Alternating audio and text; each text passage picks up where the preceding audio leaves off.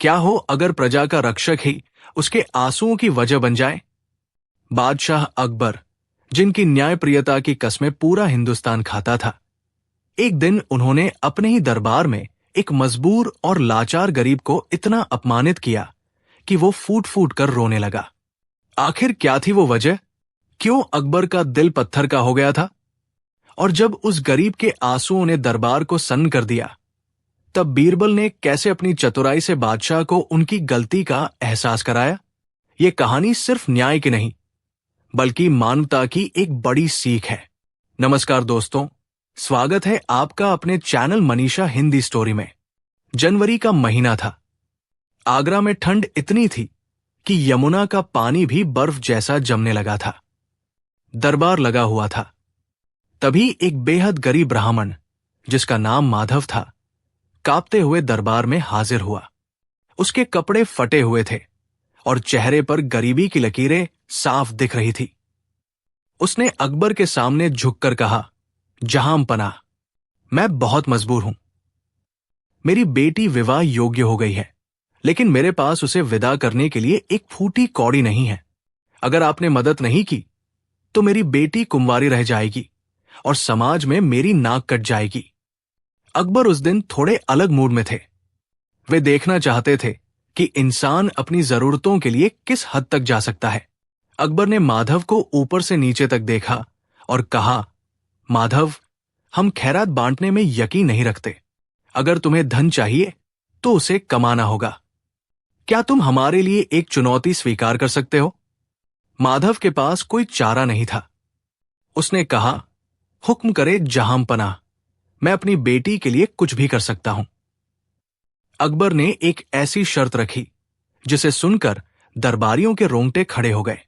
अकबर ने कहा, इस कड़ाके की ठंड में आज पूरी रात तुम्हें हमारे महल के पास वाले ठंडे तालाब के पानी में बिना कपड़ों के गले तक डूबकर खड़ा रहना होगा। अगर तुम सुबह तक जिंदा बच गए और हार नहीं मानी तो हम तुम्हें 100 सोने के सिक्कों की थैली इनाम में देंगे। दरबार में सन्नाटा छा गया। ये मौत को दावत देने जैसा था। लेकिन एक पिता की मजबूरी देखिए, माधव ने शर्त मान ली। रात हुई। ठंड जानलेवा थी। माधव तालाब के बर्फीले पानी में उतर गया। उसका शरीर कांप रहा था। दांत किटकिटा रहे थे। हर पल उसे लग रहा था कि उसके प्राण निकल जाएंगे। लेकिन तभी उसकी नजर बहुत दूर महल के एक झरोखे पर पड़ी, जहां एक छोटा सा दिया, लैंप, जल रहा था। माधव ने पूरी रात उस दिए की लौ को देखते हुए बिता दी। उसने अपने मन में सोचा कि यह दिया मेरे लिए उम्मीद की किरण है। अपनी बेटी का चेहरा और उस दिए की रोशनी को देखते देखते उसने वो भयानक रात काट ली। अगली सुबह माधव का शरीर नीला पड़ चुका था, लेकिन वो दरबार में पहुंचा। उसे उम्मीद थी कि अब उसकी बेटी की शादी हो जाएगी। उसने अकबर से कहा, जहां पनाह, मैंने आपकी शर्त पूरी की। मैं पूरी रात पानी में खड़ा रहा। अकबर ने पूछा, यह नामुमकिन है माधव। इतनी ठंड में कोई इंसान कैसे जिंदा रह सकता है? सच बताओ, तुम्हें गर्मी कहां से मिली? माधव ने भोलेपन से जवाब दिया, हुजूर, महल के ऊपरी कमरे में एक दिया जल रहा था। मैं पूरी रात बस उसी दिए को देखता रहा और उसी के सहारे मैंने रात काट ली। ये सुनते ही अकबर ने गुस्से में कहा, तो ये बात है, तुमने हमारे साथ धोखा किया है। तुम उस दिए की गर्मी, हीट लेते रहे और इसीलिए तुम जिंदा बच पाए। शर्त के मुताबिक तुम हार चुके हो। तुम्हें कोई इनाम नहीं मिलेगा। यह सुनना था कि माधव पर दुखों का पहाड़ टूट पड़ा। उसने बहुत मिन्नतें की, हुजूर, वह दिया तो मीलों दूर था। उसकी गर्मी मुझ तक कैसे आ सकती है? लेकिन अकबर ने एक न सुनी और उसे धक्के देकर दरबार से बाहर निकलवा दिया। माधव दरबार के बाहर जमीन पर गिरकर फूट फूट कर रोने लगा। उसकी सारी उम्मीदें टूट चुकी थी। बीरबल दरबार में ये सब देख रहे थे। उन्हें अकबर का यह फैसला बहुत गलत लगा, लेकिन वे जानते थे कि बादशाह के गुस्से के सामने सीधे बोलने का कोई फायदा नहीं। बीरबल ने माधव को चुप कराया और उसके कान में कुछ कहा। माधव आंसू पोंछकर चला गया। अगले दिन बीरबल दरबार नहीं आए। अकबर ने सिपाही भेजा तो सिपाही ने आकर बताया, जहां पनाह, बीरबल कह रहे हैं कि वे खिचड़ी पका रहे हैं, जब पक जाएगी तब आएंगे। घंटों बीत गए, दोपहर हो गई, लेकिन बीरबल नहीं आए। अकबर को चिंता हुई और थोड़ा गुस्सा भी आया। वे खुद बीरबल को देखने के लिए निकल पड़े। जब वे वहां पहुंचे तो नजारा देखकर हैरान रह गए। अकबर ने देखा कि जमीन पर आग जल रही है और उससे लगभग 10 फीट ऊपर एक पेड़ की टहनी पर बीरबल ने खिचड़ी की हांडी लटका रखी है। बीरबल नीचे मजे से बैठे आग ताप रहे थे। अकबर हंस पड़े और बोले, बीरबल, तुम पागल हो गए हो क्या? आग नीचे जल रही है और हांडी 10 फीट ऊपर है। इस तरह तो ये खिचड़ी जिंदगी भर नहीं पकेगी। आग की गर्मी वहां तक कैसे पहुंचेगी? बीरबल ने तुरंत उत्तर दिया, क्यों नहीं पहुंचेगी जहांपना? जब महल के झरोखे में जल रहे एक नन्हे से दिए की गर्मी मीलों दूर तालाब में खड़े गरीब माधव तक पहुंच सकती है, तो ये आग तो फिर भी हांडी के पास ही है। बीरबल का ये जवाब तीर की तरह अकबर के दिल पर लगा। उन्हें अपनी गलती का एहसास हो गया। उन्हें समझ आ गया कि उस गरीब के साथ उन्होंने कितना बड़ा अन्याय किया था। एक दूर जलता दिया सिर्फ उम्मीद दे सकता है, गर्मी नहीं। अकबर की आंखों में शर्मिंदगी थी। उन्होंने तुरंत माधव को बुलवाया। बादशाह ने खुद अपनी गद्दी से उठकर माधव को गले लगाया और उससे माफी मांगी। अकबर ने कहा, हमें माफ कर दो माधव, हमारे अहंकार ने हमारी बुद्धि पर पर्दा डाल दिया था। बादशाह ने माधव को 100 नहीं बल्कि 1000 सोने के सिक्के दिए और उसकी बेटी की शादी का पूरा खर्च शाही खजाने से उठाने का आदेश दिया। उस दिन अकबर ने समझा कि न्याय में दया का होना कितना जरूरी है और बीरबल ने एक बार फिर साबित कर दिया कि सही बात समझाने के लिए सही वक्त और सही तरीका कितना मायने रखता है। अगली कहानी। ये कहानी उस घटना के ठीक 2 महीने बाद की है जब बीरबल ने अपनी खिचड़ी वाली योजना से बादशाह अकबर को उनकी गलती का एहसास कराया था और गरीब ब्राह्मण माधव को उसका हक दिलवाया था। आगरा के किले में सब कुछ सामान्य चल रहा था, लेकिन नियति ने बादशाह अकबर और उनके वजीर बीरबल के लिए एक ऐसी चुनौती तैयार कर रखी थी जो न तो किसी युद्ध के मैदान में लड़ी जानी थी और न ही किसी पहेली से सुलझने वाली थी। ये चुनौती थी विश्वास और धोखे की एक ऐसी अंधेरी भूल भुलैया जिसमें शहंशाह अकबर की जान दाव पर लगी थी। सर्दियों की वो रात सामान्य रातों से कहीं ज्यादा काली और डरावनी थी। आसमान में बादल छाए हुए थे और हवाओं में एक अजीब सी सरसराहट थी, जैसे कोई अदृश्य शक्ति महल की दीवारों से टकरा रही हो। बादशाह अकबर अपने शाही शयन कक्ष में गहरी नींद में सोए हुए थे। पहरेदार अपनी जगहों पर मुस्तैद थे और परिंदा भी पर नहीं मार सकता था, ऐसी सुरक्षा व्यवस्था थी। लेकिन सुबह होते ही जो मंजर सामने आया उसने पूरी मुगल सल्तनत की नींव हिलाकर रख दी। सुबह जब सूरज की पहली किरणें किले की मीनारों को छू रही थी, तभी बादशाह के कक्ष से एक जोरदार चीख सुनाई दी। ये चीख किसी और की नहीं बल्कि खुद शहंशाह अकबर की थी। तमाम पहरेदार और खादिम दौड़ते हुए अंदर पहुंचे और उन्होंने देखा कि बादशाह अकबर अपने बिस्तर पर पसीने से लथपथ बैठे थे। उनका चेहरा डर से पीला पड़ चुका था और उनकी उंगली उस दीवार की ओर इशारा कर रही थी जो उनके बिस्तर के ठीक सामने थी। वहां दीवार पर खून से एक संदेश लिखा था और उस संदेश के नीचे एक खंजर गड़ा था जिसने एक काले कपड़े की गुड़िया को दीवार से टांग रखा था। संदेश में लिखा था कि अकबर, तुम्हारी मौत अब तुम्हारे साए से भीज। यादा करीब है, ठीक 3 दिन बाद अमावस्या की रात को तुम अपनी आखिरी सांस लोगे और इस बार तुम्हें बचाने के लिए तुम्हारा कोई नवरत्न काम नहीं आएगा। ये देख पूरा महल सन्न रह गया। सबसे बड़ी खौफनाक बात यह थी कि बादशाह का शयन कक्ष रात भर अंदर से बंद था। बाहर पहरेदारों का कड़ा पहरा था और कमरे में कोई गुप्त रास्ता भी नहीं था। तो आखिर कोई अंदर आया कैसे और खून से ये संदेश लिखकर बिना किसी को दिखाई दिए गायब कैसे हो गया? ये नामुमकिन था। ये किसी इंसान का काम नहीं लग रहा था, बल्कि किसी रूहानी ताकत या काले जादू का असर दिखाई दे रहा था। खबर आग की तरह फैली और तुरंत दीवान खास बुलाया गया बीरबल, जो अभी दरबार पहुंचे ही थे। उन्होंने बादशाह के चेहरे पर वो खौफ देखा जो उन्होंने पहले कभी नहीं देखा था। अकबर ने बीरबल की ओर देखा और कहा, बीरबल, ये कोई साधारण दुश्मन नहीं है जो बंद कमरे में घुसकर खंजर गाड़ सकता है। वो मेरी गर्दन भी काट सकता था।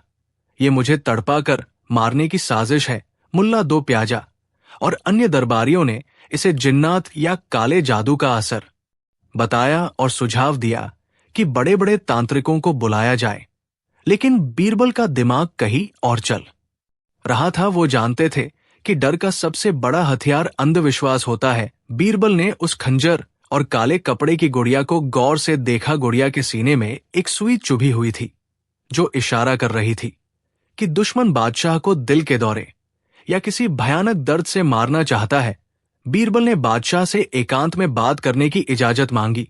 जब वे अकेले थे तो बीरबल ने पूछा, जहांपनाह, क्या आपको रात में कुछ महसूस हुआ था? कोई आहट, कोई खुशबू या कोई सपना? अकबर ने याद करते हुए कहा, बीरबल, मुझे एक अजीब सा सपना आया था कि मैं एक गहरे कुएं में गिर रहा हूं और मेरे चारों तरफ धुआं है। और हां, जब मेरी आंख खुली तो कमरे में एक अजीब सी मीठी खुशबू थी, जैसे चमेली के मुरझाए हुए फूलों की होती है।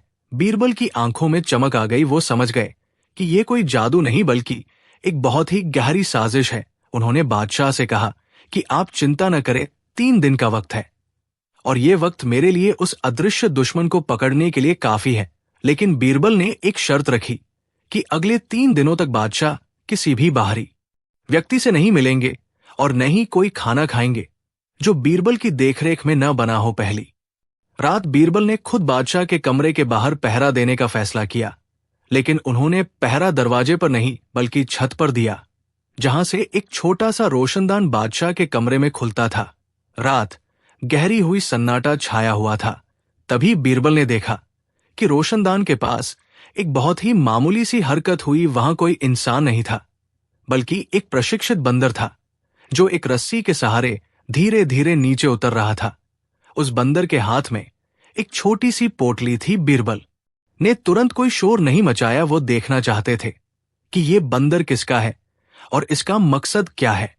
बंदर ने रोशनदान से कुछ पाउडर कमरे के अंदर छिड़का और वापस ऊपर चढ़ गया। बीरबल समझ गए कि वो मीठी खुशबू इसी बेहोशी की दवा की थी जिससे बादशाह गहरी नींद में चले जाते थे और फिर कोई भी आसानी से अंदर घुस सकता था। लेकिन सवाल यह था कि बंद दरवाजे के अंदर इंसान कैसे गया? बंदर तो सिर्फ पाउडर छिड़क सकता है, संदेश नहीं लिख सकता। अगली सुबह बादशाह की हालत और बिगड़ गई। उन्हें चक्कर आने लगे। शाही हकीमों ने कहा कि बादशाह पर किसी बहुत बुरे साए का असर है, लेकिन बीरबल ने हकीमों को रोका और कहा कि यह जहर का असर है जो हवा में मिलाया जा रहा है। अब बीरबल के पास केवल 2 दिन बचे थे। उन्हें उस इंसान को पकड़ना था जो इस बंदर को निर्देश दे रहा था और जो महल के अंदर का ही कोई भेदी था। बीरबल ने एक चाल चली। उन्होंने पूरे महल में ये खबर फैला दी कि बादशाह अकबर ने अपनी वसीयत बदलने का फैसला किया है और वे अपनी सारी दौलत एक गुप्त जगह पर छिपाने वाले हैं, जिसका नक्शा वे आज रात अपनी खास डायरी में बनाएंगे। ये खबर महल के हर कोने में फैल गई। बीरबल जानते थे कि लालच ही वो एकमात्र रास्ता है जिससे अपराधी को बाहर निकाला जा सकता है।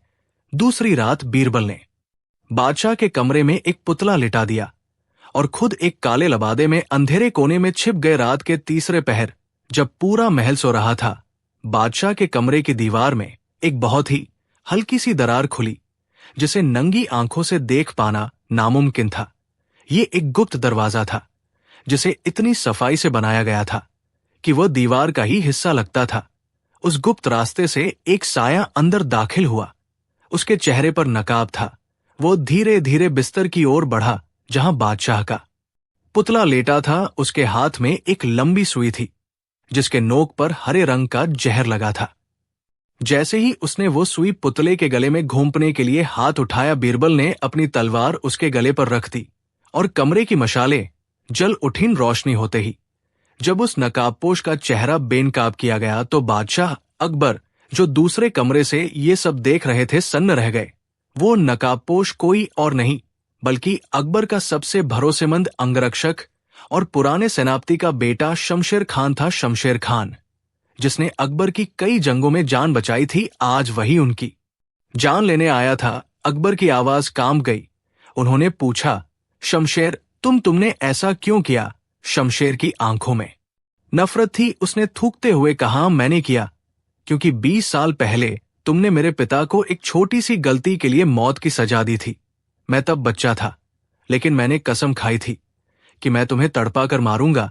मैं इतने सालों से वफादारी का नाटक कर रहा था ताकि मैं तुम्हारे इतने करीब आ सकूं कि जब वार करूं तो तुम बच न सको। वो बंदर मेरा था जिसे मैंने सिखाया था, और ये गुप्त रास्ता मेरे पिता ने ही बनवाया था जब वे इस किले के निर्माण की देखरेख कर रहे थे। मुझे लगा था कि मैं तुम्हें डराकर मानसिक रूप से तोड़ दूंगा और फिर मारूंगा, लेकिन ये बीरबल बीच में आ गया। शमशेर ने अचानक अपनी जेब से एक जहर की पुड़िया निकाली और इससे पहले कि सिपाही उसे पकड़ते उसने वो जहर खा लिया और वही गिरकर मर गया। दरबार में सन्नाटा छा गया। अकबर बहुत दुखी थे क्योंकि जिसे उन्होंने अपना बेटा समझा वही उनकी मौत का कारण बनने वाला था। लेकिन बीरबल ने उनके कंधे पर हाथ रखकर कहा, जहांपनाह, दुनिया में सबसे मुश्किल काम है इंसान की नीयत को पहचानना। शमशेर का शरीर यहां था, लेकिन उसकी आत्मा 20 साल पहले ही मर चुकी थी। बदले की आग इंसान को अंधा कर देती है। अकबर ने बीरबल का शुक्रिया अदा किया और कहा कि अगर तुम न होते तो आज मुगल सल्तनत का इतिहास कुछ और ही होता। लेकिन कहानी यही खत्म नहीं होती, क्योंकि शमशेर के मरने के बाद उसकी जेब से एक और कागज मिला जिस पर एक नक्शा बना था और नीचे लिखा था, असली खेल तो अब शुरू होगा। सुल्तान शहरयार अभी जिंदा है। ये नाम सुनते ही बीरबल के माथे पर चिंता की लकीरें उभर आई, क्योंकि शमशेर तो सिर्फ एक मोहरा था। असली खिलाड़ी कोई और था जो पर्दे के पीछे छिपा था, और वो खिलाड़ी सुल्तान शहरयार था जिसका जिक्र हमने पिछली कहानियों में सुना था। वो वापस आ चुका था और इस बार वो अपनी सेना लेकर नहीं बल्कि साजिशों का ऐसा जाल लेकर आया था जो आगरा के किले की नींव हिलाने वाला था। लेकिन वो एक अलग कहानी है। फिलहाल आगरा सुरक्षित था और बादशाह अकबर ने ये सबक सीखा कि अपनी सुरक्षा के लिए आंखें खुली रखना जितना जरूरी है उतना ही जरूरी है अपने अतीत के दुश्मनों को पहचानना। बीरबल की बुद्धिमानी ने एक बार फिर साबित कर दिया था कि चाहे दीवारें कितनी भी ऊंची क्यों न हो और दरवाजे कितने भी बंद क्यों न हो, अक्ल की रोशनी हर अंधेरे को चीर सकती है। और इस तरह एक खौफनाक रात का अंत हुआ जिसने बादशाह को मौत के मुंह से बाहर निकाल लिया था। शमशेर खान की लाश के पास मिले उस रहस्यमयी नक्शे और सुल्तान शहरयार के नाम ने बादशाह अकबर की नींद हराम कर दी थी, क्योंकि ये अब सिर्फ एक बाहरी हमले का मामला नहीं रह गया था, बल्कि ये एक ऐसी जंग बन चुकी थी जो आगरा के किले की दीवारों के भीतर और बादशाह के मन के अंदर लड़ी जा रही थी। नक्शा किसी अनजान जगह का नहीं, बल्कि आगरा से कुछ कोस दूर स्थित पुराने और वीरान पड़े खंडहरों का था, जिसे लोग भूतों का गढ़ कहते थे और जहां दिन के उजाले में भी जाने से कतराते थे। नक्शे के नीचे फारसी में एक पहेली लिखी थी कि अगर अपनी सल्तनत और अपनी जान प्यारी है तो सूरज ढलने से पहले अकेले आओ, और अगर किसी सेना को साथ लाए तो पूरे आगरा को राख के ढेर में बदल दिया जाएगा। बीरबल ने नक्शे को गौर से देखा और बादशाह से कहा कि ये शहरयार का अहंकार बोल रहा है। वो आपको अकेले बुलाकर मारना नहीं चाहता, बल्कि वो आपको अपनी ताकत और जादू के जाल में फंसाकर तोड़ना चाहता है। अकबर ने तुरंत फैसला किया कि वे जाएंगे, लेकिन अकेले नहीं, बीरबल उनके साथ साए की तरह रहेंगे। अकबर और बीरबल ने भेष बदला और सामान्य घोड़ों पर सवार होकर उस वीरान खंडहर की ओर निकल पड़े। जैसे जैसे वे शहर से दूर होते गए, हरियाली कम होती गई और बंजर जमीन का विस्तार बढ़ता गया। हवाओं में एक अजीब सी खुशकी थी और आसमान में गिद्ध मंडरा रहे थे। खंडहरों के पास पहुंचते ही घोड़ों ने आगे बढ़ने से मना कर दिया। वे हिनहिनाने लगे और अपने पैर पीछे खींचने लगे। मजबूरन अकबर और बीरबल को पैदल ही आगे बढ़ना पड़ा। खंडहरों का मुख्य द्वार विशाल पत्थरों से बना था, जिन पर अजीबोगरीब आकृतियां उकेरी गई थी। अंदर कदम रखते ही ऐसा लगा जैसे वे किसी दूसरी दुनिया में आ गए हों। चारों तरफ घना कोहरा था और हवा में सड़े हुए मांस की बदबू थी। अचानक एक जोरदार आवाज गूंजी जो चारों दिशाओं से आ रही थी। ये शहरयार की आवाज थी, आओ जलालुद्दीन, मैं तुम्हारा ही इंतजार कर रहा था। मुझे खुशी है कि तुम अपने दिमाग यानी बीरबल को साथ लाए हो, क्योंकि आज उसकी जरूरत तुम्हें सबसे ज्यादा पड़ेगी। अकबर ने चिल्लाकर कहा, सामने आओ। शहरयार कायरों की तरह छिपकर वार मत करो। शहरयार की हंसी गूंजी और उसने कहा, सामने आने का मजा तब है जब तुम मेरे चक्रव्यूह को पार कर सको। तुम्हारे सामने 3 दरवाजे हैं। सही दरवाजा तुम्हें मेरे पास लाएगा और गलत दरवाजा तुम्हें सीधे मौत के कुएं में गिरा देगा। बीरबल ने मशाल की रोशनी में उन 3 दरवाजों को देखा। पहले दरवाजे पर लिखा था सच्चाई, दूसरे पर दौलत और तीसरे पर मौत। ये बहुत ही साधारण सी पहेली लग रही थी, लेकिन बीरबल जानते थे कि शहरयार इतना सीधा नहीं है। अकबर दूसरे दरवाजे यानी दौलत की ओर बढ़ने लगे, लेकिन बीरबल ने उन्हें रोक दिया और कहा, जहांपनाह रुकिए, यहां शब्दों का खेल है। बीरबल ने जमीन से एक पत्थर उठाया और उसे सच्चाई वाले दरवाजे की ओर फेंका। जैसे ही पत्थर दरवाजे से टकराया, वहां की जमीन फट गई और नीचे एक गहरा खाई दिखाई दी जिसमें नुकीले भाले लगे थे। अकबर के पसीने छूट गए। बीरबल ने कहा, शहरयार जानता है कि बादशाह हमेशा सच्चाई का रास्ता चुनते हैं, इसलिए उसने वहां जाल बिछाया। फिर बीरबल ने मौत लिखे हुए दरवाजे की ओर इशारा किया और कहा, हमें इसमें जाना होगा। अकबर हैरान थे कि मौत के दरवाजे में क्यों बीरबल ने समझाया, क्योंकि शहरयार को लगता है कि कोई भी समझदार इंसान मौत को नहीं चुनेगा और यही उसकी सबसे बड़ी सुरक्षा होगी। अकबर ने बीरबल पर भरोसा किया और वे दोनों मौत वाले दरवाजे से अंदर दाखिल हुए और उनका अनुमान सही था। वो रास्ता सुरक्षित था और एक लंबी सुरंग की ओर जाता था। सुरंग के अंदर अंधेरा इतना गहरा था कि मशाल की रोशनी भी कुछ ही कदमों तक दिखाई दे रही थी। चलते चलते उन्हें महसूस हुआ कि दीवारें धीरे धीरे पास आ रही हैं। ये एक और जाल था, दीवारें खिसक रही थी और अगर वे जल्दी बाहर नहीं निकले तो कुचल दिए जाएंगे। बीरबल ने देखा कि फर्श पर कुछ टाइल्स अलग रंग की हैं। उन्होंने अकबर का हाथ पकड़ा और कहा, जहांपनाह, सिर्फ काली टाइल्स पर पैर रखिए, सफेद टाइल्स पर वजन पड़ते ही दीवारें और तेजी से बंद होंगी। उन्होंने दौड़ना शुरू किया। दीवारें उनके कंधों को छूने लगी थी। सांस लेना मुश्किल हो रहा था, लेकिन बीरबल की सटीक नजर और अकबर की फुर्ती ने उन्हें बचा लिया। वे आखिरी पल में सुरंग से बाहर लुढ़कते हुए गिरे और उनके पीछे का रास्ता पत्थरों के टकराने की जोरदार आवाज के साथ बंद हो गया। अब वे एक विशाल हॉल में थे, जिसके बीचों बीच एक सिंहासन लगा था और उस पर सुल्तान शहरयार बैठा था। उसके हाथ में एक कांच का गोला था जिसमें नीला धुआं भरा था और उसके पैरों के पास जंजीरों में जकड़ा हुआ एक व्यक्ति बैठा था, जिसे देखकर अकबर की रूह कांप गई। वो कोई और नहीं बल्कि अकबर का सबसे छोटा बेटा शहजादा दानियाल था, जिसे शहरयार ने कब अगवा किया किसी को खबर भी नहीं लगी। अकबर गुस्से से पागल हो गए और तलवार खींच ली, लेकिन शहरयार ने कांच का गोला ऊपर उठाया और कहा, अगर तुमने एक कदम भी आगे बढ़ाया तो मैं इस गोले को तोड़ दूंगा। इसमें वो जहर है जो सांस के जरिए फैलेगा और तुम्हारे बेटे के साथ साथ तुम दोनों को भी मार डालेगा। अकबर ठिठक गए। शहरयार मुस्कुराया और बोला, मैंने कहा था न, असली खेल अब शुरू होगा। अकबर, मेरे पास तुम्हारे लिए एक सौदा है। या तो तुम अपनी सल्तनत मेरे नाम कर दो और अपने इस वजीर बीरबल का सर काटकर मेरे कदमों में रख दो तो मैं तुम्हारे बेटे को छोड़ दूंगा, या फिर तुम अपने बेटे को मरते हुए देखो। चुनाव तुम्हारा है। ये एक असंभव स्थिति थी। एक पिता के तौर पर अकबर बेटे को नहीं खो सकते थे और एक बादशाह के तौर पर वे सल्तनत और बीरबल को नहीं दे सकते थे। बीरबल ने अकबर के कंधे पर हाथ रखा और शांत स्वर में कहा, सुल्तान शहरयार, आप बहुत बड़े खिलाड़ी हैं, लेकिन आप एक नियम भूल रहे हैं। शहरयार ने पूछा, कौन सा नियम? बीरबल ने कहा कि व्यापार हमेशा बराबरी वालों में होता है। आपके पास हमारा शहजादा है, लेकिन क्या आपको पता है कि हमारे पास क्या है? शहरयार हंसा, तुम्हारे पास कुछ नहीं है, तुम मेरी कैद में हो। बीरबल ने अपनी जेब से वही नक्शा निकाला जो शमशेर के पास मिला था और उसे मशाल की लौ के ऊपर कर दिया और कहा, सुल्तान, ये नक्शा सिर्फ यहां आने का रास्ता नहीं है, बल्कि ये उस खजाने की चाबी भी है जिसकी तलाश में आप हिंदुस्तान आए हैं। तैमूर लंग का वो खजाना जिसे पाने के लिए आपने शमशेर को मोहरा बनाया था। अगर मैं इसे जला दूं तो आप कभी उस खजाने तक नहीं पहुंच पाएंगे। शहरयार के चेहरे का रंग उड़ गया। उसे अंदाजा नहीं था कि बीरबल को खजाने के बारे में पता चल जाएगा।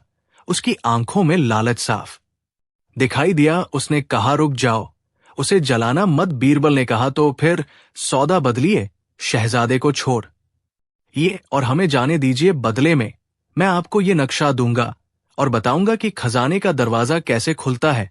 शहरयार कुछ देर सोचता रहा। उसका लालच उसके गुस्से पर भारी पड़ रहा था। उसने इशारा किया और शहजादे की जंजीरें खोल दी गई। दानियाल दौड़कर अकबर के पास आया। बीरबल ने नक्शा आगे बढ़ाया, लेकिन जैसे ही शहरयार नक्शा लेने के लिए अपनी जगह से उठा, बीरबल ने नक्शा हवा में उछाला और जोर से चिल्लाया, जहांपना, जमीन पर लेट जाइए। बीरबल ने अपनी जेब से एक छोटी सी शीशी निकाली और उसे शहरयार की ओर फेंका।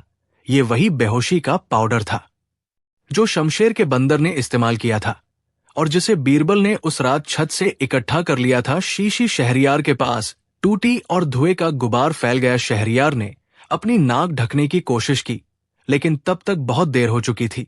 वो लड़खड़ाया और बेहोश होकर सिंहासन पर गिर पड़ा। उसके गिरते ही उसके हाथ से वो कांच का नीला गोला छूट गया। अकबर ने बिजली की गति से छलांग लगाई और उस गोले को जमीन पर गिरने से पहले ही हवा में लपक लिया। एक बहुत बड़ा हादसा टल गया था। बीरबल ने तुरंत रस्सियों से शहरयार को बांध दिया। कुछ ही देर में अकबर के गुप्तचर और सेना भी वहां पहुंच गई, जो बीरबल के निर्देशानुसार पीछे पीछे आ रही थी। शहरयार को गिरफ्तार कर लिया गया और उसे आगरा के किले के सबसे सुरक्षित कालकोवरी में डाल दिया गया। जब सब कुछ शांत हुआ तो अकबर ने बीरबल से पूछा, बीरबल, तुम्हें कैसे पता चला कि शहरयार खजाने के लिए ही आया है और वो नक्शा असली है? बीरबल मुस्कुराए और बोले, जहांपनाह, नक्शा तो मैंने खुद कल रात बनाया था। असली नक्शा तो कभी था ही नहीं। मैंने बस शमशेर की बातों से अंदाजा लगाया था कि शहरयार एक लालची इंसान है और लालची इंसान को हराने के लिए सोने का मृग ही काफी होता है। मैंने बस उसके लालच का इस्तेमाल उसी के खिलाफ किया। अकबर ने बीरबल को गले लगा लिया। इस तरह एक बार फिर बीरबल की बुद्धिमानी ने न केवल बादशाह और शहजादे की जान बचाई, बल्कि मुगल सल्तनत को एक क्रूर विदेशी आक्रांता के हाथों में जाने से रोक लिया। सुल्तान शहरयार, जो खुद को दुनिया का सबसे चतुर खिलाड़ी मानता था, वो बीरबल की एक कागज की पर्ची से हार गया और इतिहास गवाह बना कि ताकत तलवार में नहीं बल्कि समय पर सही निर्णय लेने वाली बुद्धि में होती है। सुल्तान शहरयार के आगरा के किले की सबसे सुरक्षित और अंधेरी कालकोठरी में कैद होने के बाद पूरे साम्राज्य ने राहत की सांस ली थी। लेकिन जैसा कि बीरबल ने अंदेशा जताया था, ये शांति तूफान से पहले की खामोशी थी। शहरयार कोई मामूली लुटेरा नहीं था जिसे लोहे की सलाखों के पीछे डालकर भुला दिया जाए। वो एक ऐसा विषधर था जो अपनी पूंछ कटने के बाद भी अपने जहर से पूरे जंगल को खत्म करने की क्षमता रखता था। कैद होने के ठीक 1 महीने बाद आगरा के किले में कुछ बेहद अजीबोगरीब घटनाएं शुरू हो गई और इस बार निशाने पर बादशाह की जान नहीं, बल्कि उनकी याददाश्त और उनका मानसिक संतुलन था। ये सब तब शुरू हुआ जब बसंत का मौसम आने वाला था और किले में जश्न की तैयारियां चल रही थी। बादशाह अकबर अपने दरबार में बैठे थे कि अचानक उन्हें महसूस हुआ कि दरबार की दीवारें हिल रही हैं और छत से खून टपक रहा है।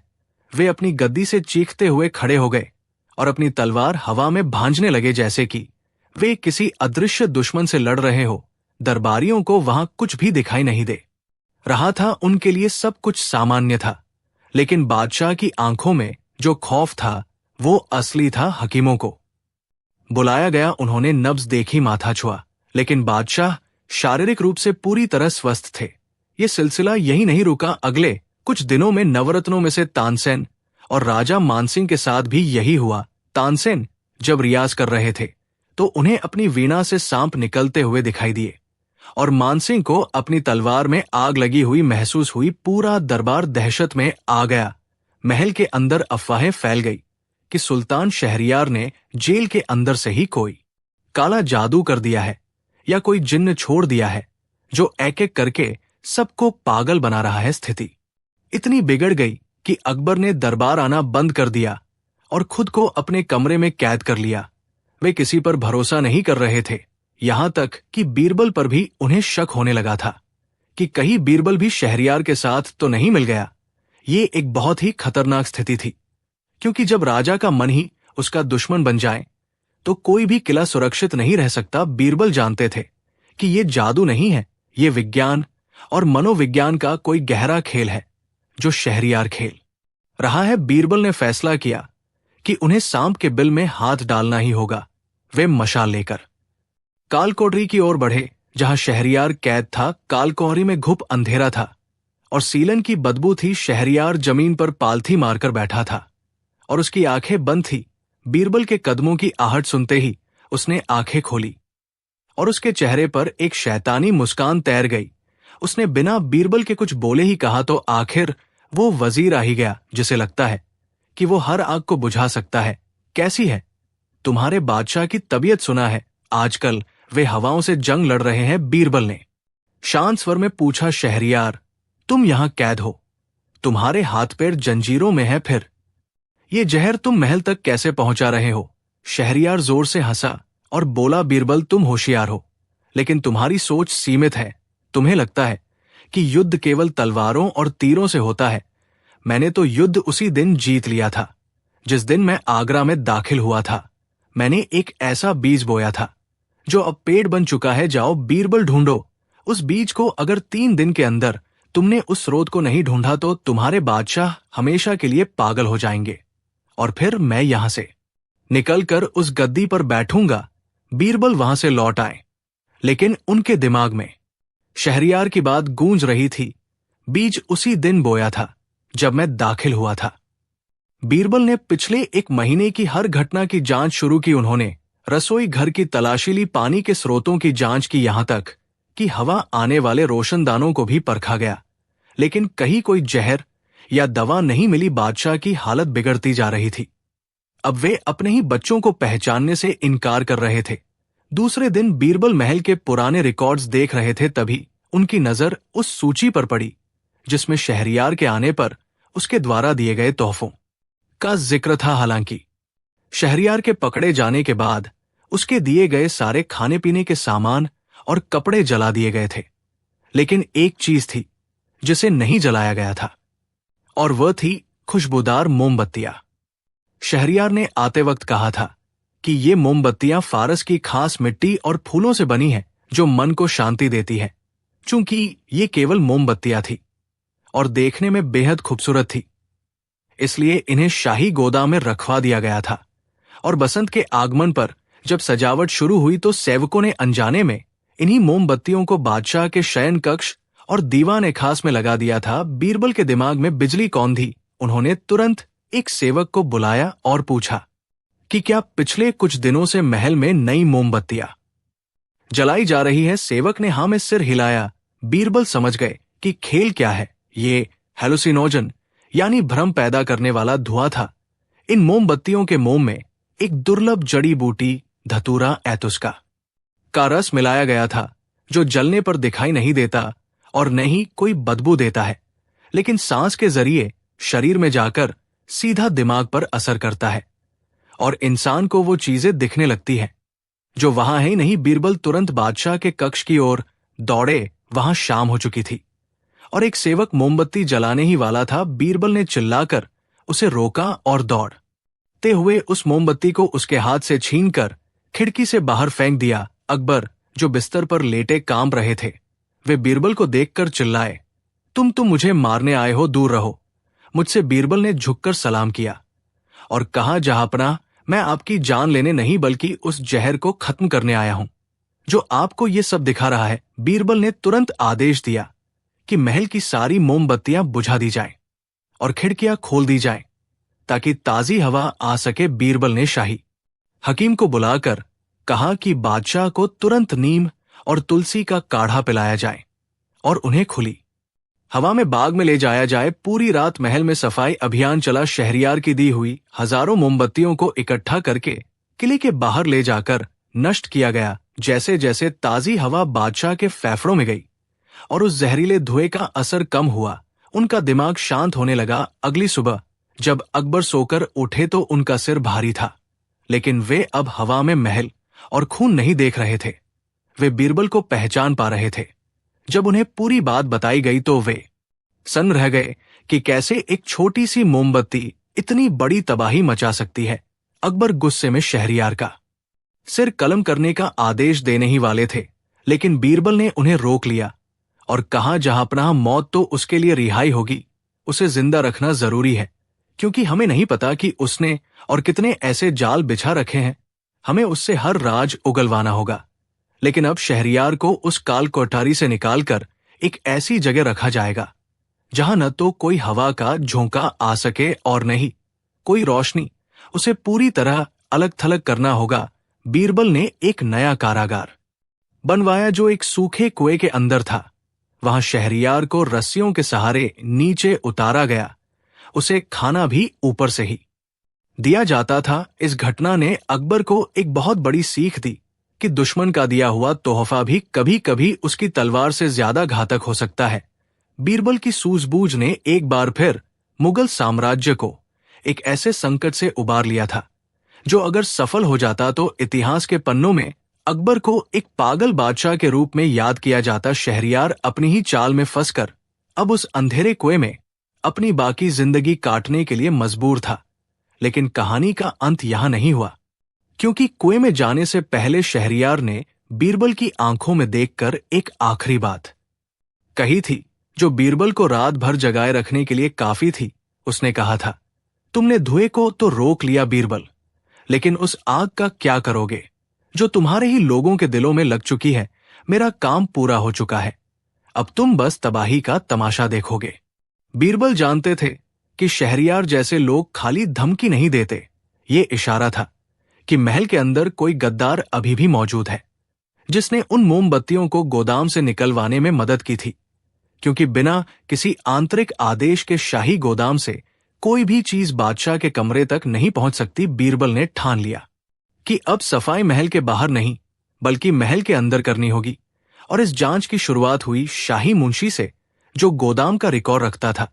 लेकिन जब बीरबल मुंशी के घर पहुंचे तो वहां उन्हें मुंशी नहीं बल्कि उसकी लाश मिली, और लाश के पास वही निशान था जो शहरयार के सिक्कों पर होता था, एक काला बिच्छू। यह साफ था कि गद्दार बहुत ताकतवर है और वो अपने निशान मिटा रहा है। अब बीरबल के सामने दो चुनौतियां थी, एक तरफ बादशाह को पूरी तरह स्वस्थ करना और दूसरी तरफ उस अदृश्य गद्दार को पकड़ना जो उनके बीच में ही कहीं बैठकर शायद अगली चाल चल रहा था। आगरा का किला अब साजिशों का अखाड़ा बन चुका था और ये खेल अब और भी खूनी होने वाला था। शाही मुंशी की हत्या और उसकी लाश के पास मिले काले बिच्छू के निशान ने बीरबल के सामने एक ऐसी पहेली खड़ी कर दी थी जिसका सिरा पकड़ना तो दूर, उसे देखना भी मुश्किल हो रहा था। क्योंकि जिस शाही मुंशी का कत्ल हुआ था वो कोई साधारण कर्मचारी नहीं था, बल्कि उसके पास किले के हर गुप्त रास्ते और गोदाम की चाबियों का हिसाब रहता था। उसकी हत्या का मतलब साफ था कि दुश्मन अब किले के नक्शे और संसाधनों तक अपनी पहुंच बना चुका है, और वो गद्दार कोई बाहरी नहीं बल्कि उन्हीं दीवारों के भीतर सांस लेने वाला कोई अपना ही था। उस रात आगरा में मूसलाधार बारिश हो रही थी, मानो आसमान भी आने वाले रक्तपात की चेतावनी दे रहा हो। बीरबल मुंशी के घर से सीधे बादशाह अकबर के पास पहुंचे। बादशाह अभी भी पूरी तरह स्वस्थ नहीं थे। शहरयार के जहरीले धुएं का असर उनके शरीर से तो निकल गया था, लेकिन उनके मन पर जो शक का पहरा बैठा था वो गहराता जा रहा था। बीरबल ने बादशाह को मुंशी की मौत की खबर दी, लेकिन बिच्छू के निशान वाली बात छिपा ली, क्योंकि वो जानते थे कि अगर बादशाह को पता चला कि गद्दार इतना करीब है तो उनका मानसिक संतुलन फिर से बिगड़ सकता है। बीरबल ने बादशाह से झूठ बोला कि मुंशी की मौत दिल का दौरा पड़ने से हुई है और किले की सुरक्षा कड़ी करने की इजाजत मांगी। बादशाह ने बीरबल की आंखों में देखा और धीमी आवाज में कहा, बीरबल, तुम मुझसे कुछ छिपा रहे हो, लेकिन मुझे तुम पर भरोसा है। जो करना है करो, बस इस अनचाहे डर को खत्म करो। बीरबल ने तुरंत अपने सबसे भरोसेमंद गुप्तचरों को बुलाया और उन्हें एक खास काम सौंपा। उन्हें यह पता लगाना था कि पिछले एक हफ्ते में शाही गोदाम से बारूद और तेल की निकासी किसके आदेश पर हुई है, क्योंकि मुंशी के जले हुए रिकॉर्ड्स में बीरबल को एक अज्जला पन्ना मिला था जिस पर अग्नि और अमावस्या शब्द लिखे थे। अमावस्या आने में केवल 2 दिन बाकी थे और बीरबल को डर था कि शहरियार का वो काला बिच्छू अमावस्या की रात को आगरा को आग के हवाले करने वाला है। अगले दिन महल में एक अजीब सी घटना हुई। शाही बावर्ची खाने में जब बादशाह के लिए दोपहर का खाना तैयार हो रहा था तो भोजन चखने वाले रक्षक ने जैसे ही खीर का एक चम्मच मुंह में लिया, वो वही तड़प कर मर गया। उसके मुंह से झाग निकल रहा था और शरीर नीला पड़ गया था। रसोई घर में कोहराम मच गया। बीरबल तुरंत वहां पहुंचे। उन्होंने खीर के कटोरे को गौर से देखा तो पाया कि कटोरे की पैंदी पर अंदर की तरफ बहुत ही बारीक अक्षरों में वही काले बिच्छू का निशान बना था। ये निशान धातु पर तेजाब से उकेरा गया था। इसका मतलब साफ था कि जहर ऊपर से नहीं मिलाया गया था, बल्कि जिस बर्तन में खाना परोसा गया वो बर्तन ही जहरीला था। और शाही बर्तन केवल शाही खजांची की देखरेख में निकाले जाते थे। शाही खजांची का नाम था रहमत खान, जो पिछले 30 सालों से मुगलों का नमक खा रहा था और बादशाह का बेहद करीबी माना जाता था। बीरबल के लिए यह विश्वास करना मुश्किल था कि रहमत खान गद्दार हो सकता है, लेकिन सबूत उसी की ओर इशारा कर रहे थे। बीरबल ने सीधे रहमत खान को गिरफ्तार करने का आदेश नहीं दिया, क्योंकि अगर वो गलत हुए तो दरबार में विद्रोह हो सकता था, और अगर वो सही भी हुए तो रहमत खान के पीछे कौन है ये राज हमेशा के लिए दफन हो जाएगा। बीरबल ने एक चाल चली। उन्होंने पूरे महल में ये मुनादी करवा दी कि बादशाह अकबर की तबीयत अचानक बहुत बिगड़ गई है और हकीमों ने जवाब दे दिया है।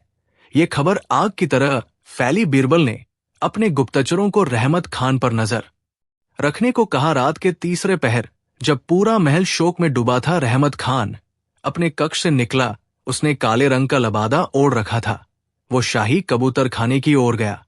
उसने एक कबूतर के पैर में एक छोटा सा संदेश बांधा और उसे उड़ा दिया, लेकिन वो ये नहीं जानता था कि बीरबल का एक प्रशिक्षित बाज उस कबूतर का शिकार करने के लिए हवा में पहले से ही मौजूद था। बाज ने कबूतर को पकड़ लिया और वो संदेश बीरबल के हाथों में आ गया। संदेश में लिखा था, शेर मरने वाला है, अमावस्या की रात जश्न की रात होगी, बारूद अपनी जगह पहुंच चुका है, सिंहासन अब हमारा होगा, काला बिच्छू। ये सबूत काफी था, लेकिन इसमें एक और खौफनाक जानकारी थी। बारूद अपनी जगह पहुंच चुका है। इसका मतलब था कि विस्फोट की तैयारी पूरी हो चुकी है। बीरबल ने तुरंत सैनिकों के साथ रहमत खान को घेर लिया। रहमत खान ने भागने की कोशिश की, लेकिन बीरबल ने उसे पकड़ लिया तलवार की नोक पर। जब रहमत खान से पूछा गया तो उसने हंसते हुए कहा, तुम मुझे मार सकते हो बीरबल, लेकिन उस तबाही को नहीं रोक सकते जो कल रात होने वाली है। मैंने बारूद ऐसी जगह बिछाया है जहां तुम्हारी सोच भी नहीं जा सकती। बीरबल ने रहमत खान को काल कोठरी में डालने का आदेश दिया और खुद उस जगह की तलाश में जुट गए जहां बारूद हो सकता है। महल बहुत विशाल था और समय बहुत कम। रहमत खान की पहेली, जहां तुम्हारी सोच भी नहीं जा सकती, बीरबल के दिमाग में घूम रही थी। बारूद कहाँ हो सकता है? नीम में, छत पर या दीवारों में?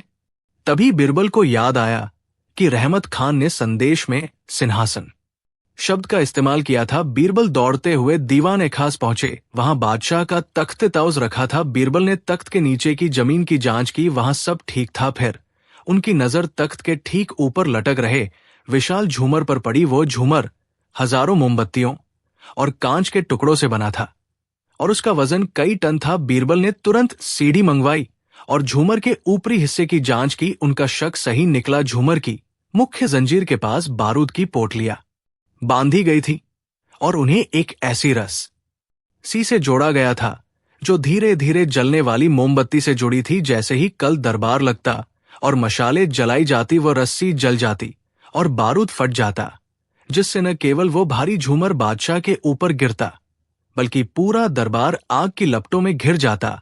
रहमत खान की योजना बादशाह को मारने के साथ साथ पूरे मुगल दरबार को एक ही झटके में खत्म करने की थी। बीरबल ने तुरंत बारूद को हटवाया और रहमत खान की योजना को विफल कर दिया। लेकिन कहानी का सबसे चौंकाने वाला मोड़ अभी बाकी था। जब रहमत खान को बादशाह के सामने पेश किया गया तो अकबर ने गुस्से में पूछा, रहमत, हमने तुम्हें क्या नहीं दिया? दौलत, शोहरत, इज्जत, फिर तुमने हमारी जान लेने की कोशिश क्यों की? रहमत खान ने जो जवाब दिया उसने अकबर और बीरबल दोनों के पैरों तले जमीन खिसका दी। रहमत खान ने कहा, बादशाह सलामत, मैं तो बस एक मोहरा था, असली काला बिच्छू मैं नहीं हूं। मैं तो सिर्फ हुक्म का गुलाम था। मेरी बेटी सुल्तान शहरियार के कब्जे में है। उसने धमकी दी थी कि अगर मैंने ये काम नहीं किया तो वो मेरी बेटी को टुकड़ों में काटकर मेरे पास भेजेगा। मैंने मजबूरी में ये सब किया। असली काला बिच्छू तो वो है जो हर रोज आपके साथ शतरंज खेलता है, जो आपको दवा देता है। रहमत खान ने उंगली उठाकर शाही हकीम की ओर इशारा किया। शाही हकीम, जिसका नाम अब्दुल समद था और जो पिछले 10 सालों से बादशाह की सेहत का ख्याल रख रहा था। दरबार में सन्नाटा छा गया। हकीम अब्दुल समद ने भागने की कोशिश नहीं की, वो अपनी जगह पर खड़ा मुस्कुरा रहा था। बीरबल ने तुरंत उसे गिरफ्तार करने का आदेश दिया, लेकिन हकीम ने अपनी आस्तीन से एक जहर की गोली निकाली और उसे खा लिया। मरते मरते उसने कहा, शहरियार का खेल खत्म नहीं हुआ है। बीरबल वो हार कर भी जीत रहा है, क्योंकि उसने तुम्हारे बादशाह के दिल में शक का जो बीज बोया था वो अब पेड़ बन चुका है। देखो अपने बादशाह को, वे अब किसी पर भरोसा नहीं करेंगे, न तुम पर न अपने बेटे पर। और एक अकेला राजा हमेशा कमजोर होता है। इतना कहकर हकीम मर गया। उसकी बात सच साबित हुई। अकबर की आंखों में राहत नहीं बल्कि गहरा अविश्वास था। उन्होंने रहमत खान को भी माफ नहीं किया और उसे मृत्युदंड दिया। उस रात के बाद अकबर बदल गए। उन्होंने अपनी सुरक्षा और कड़ी कर दी। वे बीरबल के अलावा किसी से एकांत में नहीं मिलते थे। सुल्तान शहरियार, जो उस सूखे कुएं में कैद था, उसे जब ये खबर मिली कि उसका प्लान नाकाम हो गया है तो उसने गुस्से में चिल्लाने की बजाय एक ठंडी आह भरी और अंधेरे में दीवारों पर कुछ लकीरें खींचने लगा। उसे पता था कि शारीरिक रूप से वो हार गया है, लेकिन मानसिक रूप से उसने मुगल साम्राज्य को एक गहरा घाव दे दिया था। बीरबल ने आगरा को बारूद से तो बचा लिया था, लेकिन अब उनके सामने एक नई चुनौती थी, अपने बादशाह के खोए हुए विश्वास को वापस लाना और उस डर को खत्म करना जो शहरियार ने उनके मन में बिठा दिया था। ये जंग अब तलवारों की नहीं बल्कि भावनाओं और मनोविज्ञान की थी, और बीरबल जानते थे कि ये किसी भी युद्ध से ज्यादा कठिन होने वाली थी, क्योंकि घाव शरीर का हो तो भर जाता है, लेकिन मन का घाव नासुर बन जाता है। बीरबल ने उसी रात शहरियार के कुएं के पास जाकर एक पहरा बिठा दिया और कसम खाई कि जब तक वो शहरियार के पूरे नेटवर्क को खत्म नहीं कर देंगे तब तक चैन से नहीं बैठेंगे। आगरा सुरक्षित तो था, लेकिन उसकी हवाओं में अब भी गद्दारी की बू आ रही थी, और इतिहास गवाह है कि बड़े साम्राज्य बाहरी हमलों से नहीं बल्कि अंदरूनी कलह से ही टूटते हैं। बीरबल को अब सिर्फ वजीर नहीं बल्कि एक मनोवैज्ञानिक और एक जासूस की भूमिका भी निभानी थी। शाही हकीम अब्दुल समद की आत्महत्या और वफादार माने जाने वाले रहमत खान की गद्दारी ने मुगल सल्तनत की नींव को हिलाकर रख दिया था। आगरा का किला, जो कभी कहकहों और संगीत से गूंजता था, अब वहां एक मरघट जैसी खामोशी छाई हुई थी। बादशाह अकबर का वो आत्मविश्वास जिसने बड़ी बड़ी सल्तनतों को झुका दिया था, अब शक और डर की मोटी दीवारों के पीछे कैद हो चुका था। हकीम के मरते वक्त कहे गए शब्द की अकेला राजा हमेशा कमजोर होता है, अकबर के कानों में पिघले हुए शीशे की तरह गूंज रहे थे। उन्होंने दरबार लगाना बंद कर दिया था। वे अपने शयन कक्ष से बाहर नहीं निकलते थे, और अगर किसी को मिलने की इजाजत मिलती भी थी तो वो सिर्फ बीरबल थे। लेकिन बीरबल भी महसूस कर सकते थे कि बादशाह अब उन पर भी पूरी तरह भरोसा नहीं कर पा रहे हैं। उनकी आंखों में वो पुराना स्नेह नहीं बल्कि एक सतर्कता थी, जैसे वे बीरबल की हर हरकत को शक की निगाह से तौल रहे हों। सुल्तान शहरियार अपने सूखे कुएं में कैद होकर भी जीत रहा था, क्योंकि उसका मकसद अकबर को मारना नहीं बल्कि उन्हें अंदर से तोड़ना था, और इसमें वो कामयाब होता दिख रहा था। इसी तनावपूर्ण माहौल के बीच आगरा के बाजारों में एक नई और खौफनाक अफवाह ने जन्म लिया, जिसने प्रजा और बादशाह के बीच की रही सी डोर को भी तोड़ने की कोशिश की। खबर ये फैली कि बादशाह अकबर अपना मानसिक संतुलन खो बैठे हैं, और अब वे रात के अंधेरे में भेष बदलकर शहर की सड़कों पर निकलते हैं, लेकिन प्रजा का हाल जानने के लिए नहीं बल्कि लोगों को सताने के लिए। शुरुआत में इसे केवल अफवाह माना गया, लेकिन फिर गवाह सामने आने लगे। किसी ने कहा कि बादशाह ने रात को उसकी दुकान में आग लगा दी। किसी ने शिकायत की कि बादशाह ने सरेराह उसे कोड़ों से पीटा और पागलों की तरह हंसते हुए चले गए। ये बातें जब महल के अंदर पहुंची तो बीरबल के माथे पर चिंता की लकीरें गहरी हो गई। वह जानते थे कि अकबर अपने कमरे से बाहर निकले ही नहीं है, तो फिर शहर में कौन है जो बादशाह का चेहरा लेकर घूम रहा है और मुगल सल्तनत की साख को मिट्टी में मिला रहा है। ये शहरियार की योजना का अगला चरण था। चरित्र हनन। अगर प्रजा अपने राजा से नफरत करने लगे और राजा अपनी प्रजा से डरने लगे तो तख्ता पलट करना बच्चों का खेल बन जाता है। बीरबल ने तुरंत मामले की तह तक जाने का फैसला किया। उन्होंने बादशाह को इन घटनाओं के बारे में नहीं बताया, क्योंकि इससे उनकी हालत और बिगड़ सकती थी। बीरबल ने एक रात खुद भेष बदलकर आगरा की तंग गलियों में पहरा देने का निर्णय लिया। आधी रात बीत चुकी थी और सड़कें वीरान थी। तभी बीरबल ने घोड़ों की टापों की आवाज सुनी। कोहरे के बीच से एक घुड़सवार आता दिखाई दिया। उसने शाही लिबास पहन रखा था। सिर पर वही कलगीदार पगड़ी थी जो अकबर पहनते थे और चेहरा हूबहू जलालुद्दीन मोहम्मद अकबर का था। बीरबल एक पल के लिए चौंक गए कि क्या वाकई बादशाह महल से बाहर आ गए हैं। लेकिन जैसे ही वो घुड़सवार करीब आया, बीरबल ने उसकी आंखों में देखा। उन आंखों में बादशाह वाली गरिमा और दया नहीं थी, बल्कि एक क्रूरता और पागलपन था। वो घुड़सवार एक गरीब भिखारी के पास रुका और उसे अपने घोड़े के चाबुक से मारने लगा और जोर जोर से हंसने लगा। उसकी हंसी बिल्कुल शहरियार जैसी कर्कश थी। बीरबल समझ गई कि ये कोई साधारण बहरूपिया नहीं है। ये फारस का वो जादूगर जो चेहरा बदलने में माहिर माना जाता है और जिसके बारे में कहा जाता था कि वो अपनी मां का चेहरा पहनकर अपने बाप को धोखा दे सकता है। शहरियार ने अपने इस आखिरी मोहरे का इस्तेमाल अब किया था। बीरबल वहां सामने नहीं आए क्योंकि उनके पास कोई हथियार नहीं था और स्फारा के साथ अंधेरे में छिपे हुए कई अंगरक्षक भी थे। बीरबल वापस महल लौट आए। अब उनके सामने चुनौती ये थी कि स्फारा को कैसे पकड़ा जाए, और सबसे बड़ी बात यह कि प्रजा और खुद असली बादशाह के सामने ये साबित कैसे किया जाए कि जो सड़कों पर घूम रहा है वो एक ढोंगी है। अगले दिन बीरबल ने एक बहुत बड़ आज जोखिम उठाने का फैसला किया। उन्होंने बादशाह अकबर के पास जाकर कहा, जहांपनाह प्रजा आपको देखना चाहती है। आपकी गैर मौजूदगी से लोगों में डर है कि आप बीमार हैं या खुदा न खास्ता आपको कुछ हो गया है। आपको कल दीवाना में आना ही होगा। अकबर ने पहले मना कर दिया। वे डरे हुए थे कि कहीं कोई और हत्यारा भीड़ में न छिपा हो, लेकिन बीरबल ने उन्हें वास्ता दिया कि अगर आप नहीं आए तो ये सल्तनत बिखर जाएगी। अकबर बेमन से तैयार हो गए। अगले दिन दीवान आम खचाखच भरा था, लेकिन माहौल में उत्साह नहीं बल्कि तनाव था। लोग अपने बादशाह को शक और डर की नजर से देख रहे थे। अकबर तख्त पर बैठे, लेकिन वे असहज थे। तभी दरबार के मुख्य द्वार पर शोर हुआ और एक आवाज गूंजी, रुको। तख्त पर बैठा वो शख्स ढोंगी है, असली बादशाह मैं हूं।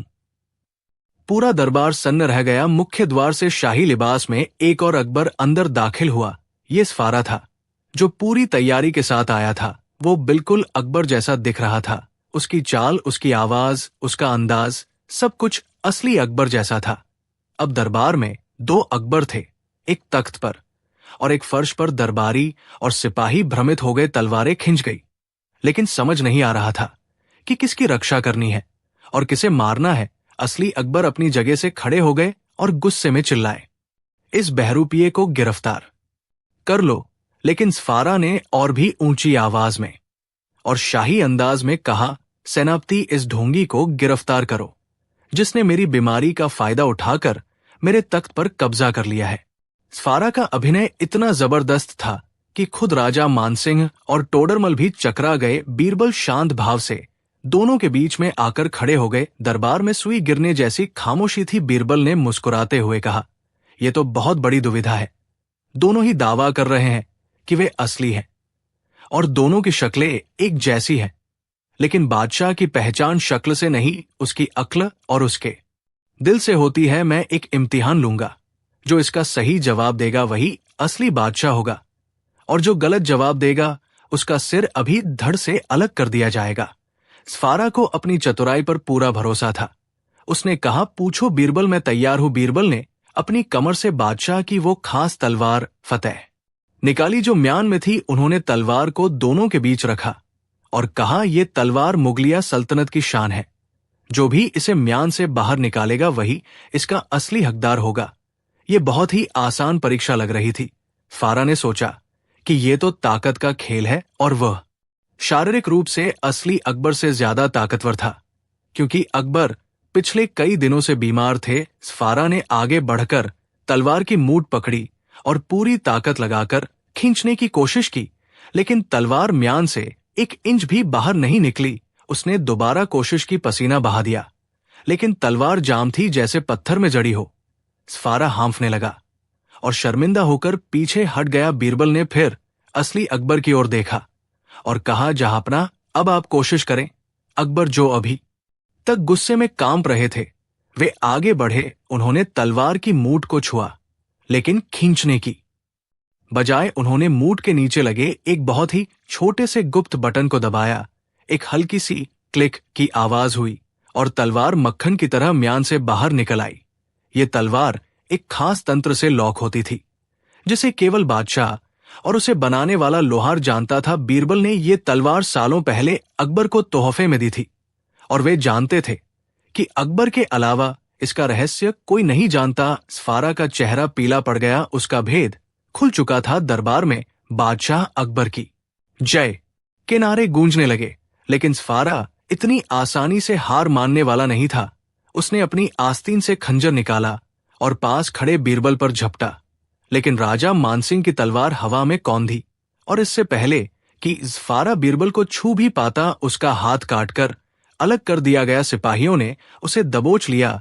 बीरबल ने सफारा के चेहरे पर हाथ मारा और एक झटके में उसके चेहरे पर लगी बारीक खाल की परत यानी मांस को खींच लिया। उसके नीचे एक साधारण और क्रूर चेहरा छिपा था। ये देखकर अकबर का गुस्सा 7वें आसमान पर पहुंच गया, लेकिन साथ ही उनके मन से वो भारी बोझ भी उतर गया जो हफ्तों से उन्हें कुचल रहा था। उन्हें समझ आ गया कि उनकी बीमारी, उनका डर और शहर में उनका गिरता हुआ सम्मान सब एक सोची समझी साजिश थी। और सबसे बड़ी बात, उन्हें यह एहसास हुआ कि बीरबल ने अपनी जान जोखिम में डालकर एक बार फिर उनकी रक्षा की है। अकबर तख्त से नीचे उतरे और उन्होंने बीरबल को गले लगा लिया। उनकी आंखों में आंसू थे। बीरबल बोले, जहां अपना दुश्मन ने आपको अकेला करने की कोशिश की थी, क्योंकि वो जानता था कि जब तक हम साथ हैं, कोई भी ताकत मुगल सल्तनत का बाल भी बाका नहीं कर सकती। सफारा को काल कोठरी में डाल दिया गया, जहां उसने कबूला कि शहरियार ने उसे सालों पहले तैयार किया था और वो सही वक्त का इंतजार कर रहा था। इस घटना के बाद अकबर पूरी तरह बदल गए। उनका डिप्रेशन और डर गायब हो गया। उन्होंने दरबार में ऐलान किया कि अब से किले की सुरक्षा और गुप्तचर विभाग की कमान सीधे बीरबल के हाथ में होगी। लेकिन कहानी अभी खत्म नहीं हुई थी, क्योंकि जब सफारा से पूछताछ की गई तो उसने एक और चौंकाने वाला खुलासा किया। उसने बताया कि शहरियार के पास एक और हथियार है जो न इंसान है, न बारूद और न ही जहर, वो प्रकृति है। फारा ने बताया कि शहरियार ने अपने देश से कुछ ऐसे बीज मंगवाए थे जिन्हें आगरा के जल स्रोतों के पास बोया गया है। ये बीज काली जड़ी के हैं जो पानी के संपर्क में आते ही बहुत तेजी से बढ़ते हैं और पूरे पानी को जहरीला बना देते हैं। अगर वो पानी किसी ने पी लिया तो वो मरेगा नहीं, बल्कि वो हमेशा के लिए कोमा में चला जाएगा।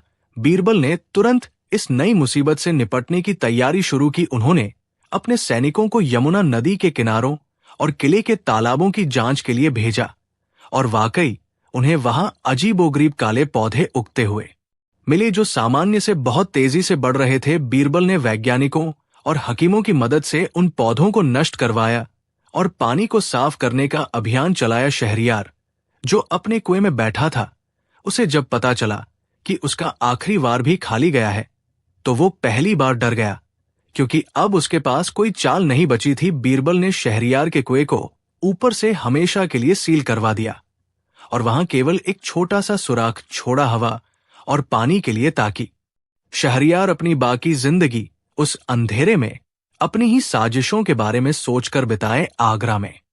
फिर से अमन और चैन लौट आया बादशाह अकबर ने एक भव्य जश्न का आयोजन किया, जिसे जश्न-ए-फा नाम दिया गया। ये जश्न बीरबल की वफादारी और बुद्धिमानी के सम्मान में था।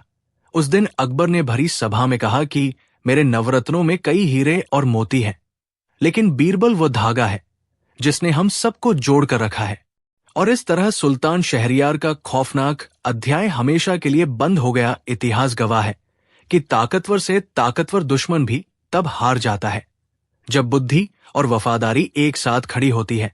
बीरबल और अकबर की ये कहानी हमें सिखाती है कि चाहे अंधेरा कितना भी घना क्यों न हो, विश्वास का एक दिया उसे हराने के लिए काफी होता है। आगरा का किला आज भी उन कहानियों का गवाह बनकर खड़ा है और हवाओं में आज भी बीरबल की चतुराई और अकबर के न्याय की किस्से गूंजते हैं। सुल्तान शहरयार के उस काले अध्याय के बंद होने के बाद आगरा के किले में एक अजीब सी शांति छा गई थी, लेकिन ये शांति सुकून की नहीं बल्कि थकावट की थी। बादशाह अकबर और उनके नवरत्न लगातार मानसिक और शारीरिक युद्ध लड़ते लड़ते थक चुके थे, मगर नियति ने उनके लिए आराम नहीं लिखा था, क्योंकि सल्तनत चलाना कांटों का ताज पहनने जैसा होता है। जहां एक मुसीबत खत्म होती है तो दूसरी सिर उठा लेती है, और इस बार मुसीबत महलों की साजिशों से नहीं बल्कि कुदरत के एक ऐसे रहस्यमयी प्रकोप से आई थी जिसने बादशाह अकबर को पिता के रूप में तोड़कर रख दिया था। गर्मियां अपने शबाब पर थी और लू के थपेड़े आगरा की दीवारों को झुलसा रहे थे। एक दोपहर जब बादशाह अकबर अपने बेटे शहजादा सलीम के साथ शाही बाग में टहल रहे थे, तभी अचानक सलीम के पैरों में लड़खड़ाहट हुई और वो जमीन पर गिर पड़े। पहले तो लगा कि ये गर्मी का असर है, लेकिन जब सेवकों ने शहजादे को उठाया तो देखा कि उनके हाथ और पैरों की नसों का रंग गहरा नीला पड़ गया था और उनकी सांसें बहुत तेज चल रही थी। शाही हकीमों को तुरंत बुलाया गया। उन्होंने हर तरह की जड़ी बूटियां और दवाएं आजमाई, लेकिन शहजादे की हालत बिगड़ती ही गई। शाम होते होते सलीम का पूरा शरीर ठंडा पड़ने लगा और वे कोमा जैसी स्थिति में चले गए। हकीमों ने हार मान ली और बादशाह से कहा कि ये कोई बीमारी नहीं बल्कि एक बहुत ही दुर्लभ और प्राचीन जहर का असर है, जिसे नीलकंठ कहा जाता है। इस जहर का काट पूरी दुनिया में सिर्फ एक ही जगह मिलता है, और वो है दक्षिण के घने जंगलों के बीच स्थित काला घाटी या ब्लैक वैली में उगने वाला एक खास सुनहरे रंग का फूल, जिसे जीवन पुष्प कहते हैं। लेकिन समस्या ये थी कि काला घाटी का इलाका मुगलों के अधीन नहीं था और वहां एक ऐसे आदिवासी कबीले का राज था जो बाहरी दुनिया से सख्त नफरत करता था।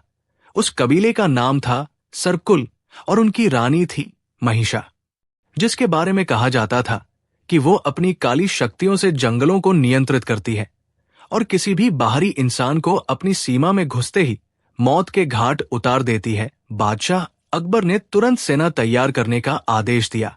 वे अपने बेटे को बचाने के लिए उस पूरी घाटी को जला देने को तैयार थे, लेकिन बीरबल ने उन्हें रोक दिया। बीरबल जानते थे कि जहर का असर बहुत तेजी से फैल रहा है और सलीम के पास मुश्किल से 3 दिन का वक्त है। अगर सेना लेकर गए तो युद्ध होगा और युद्ध में समय बर्बाद होगा, जिससे फूल मिलने में देरी हो जाएगी और शहजादा नहीं बच पाएगा। बीरबल ने बादशाह को समझाया कि ताकत से नहीं बल्कि कूटनीति से काम लेना होगा। उन्होंने प्रस्ताव रखा कि वे खुद कुछ चुनिंदा साथियों के साथ काला घाटी जाएंगे और उस फूल को लेकर आएंगे। अकबर का दिल नहीं मान रहा था, लेकिन उनके पास बीरबल पर भरोसा करने के अलावा कोई चारा नहीं था।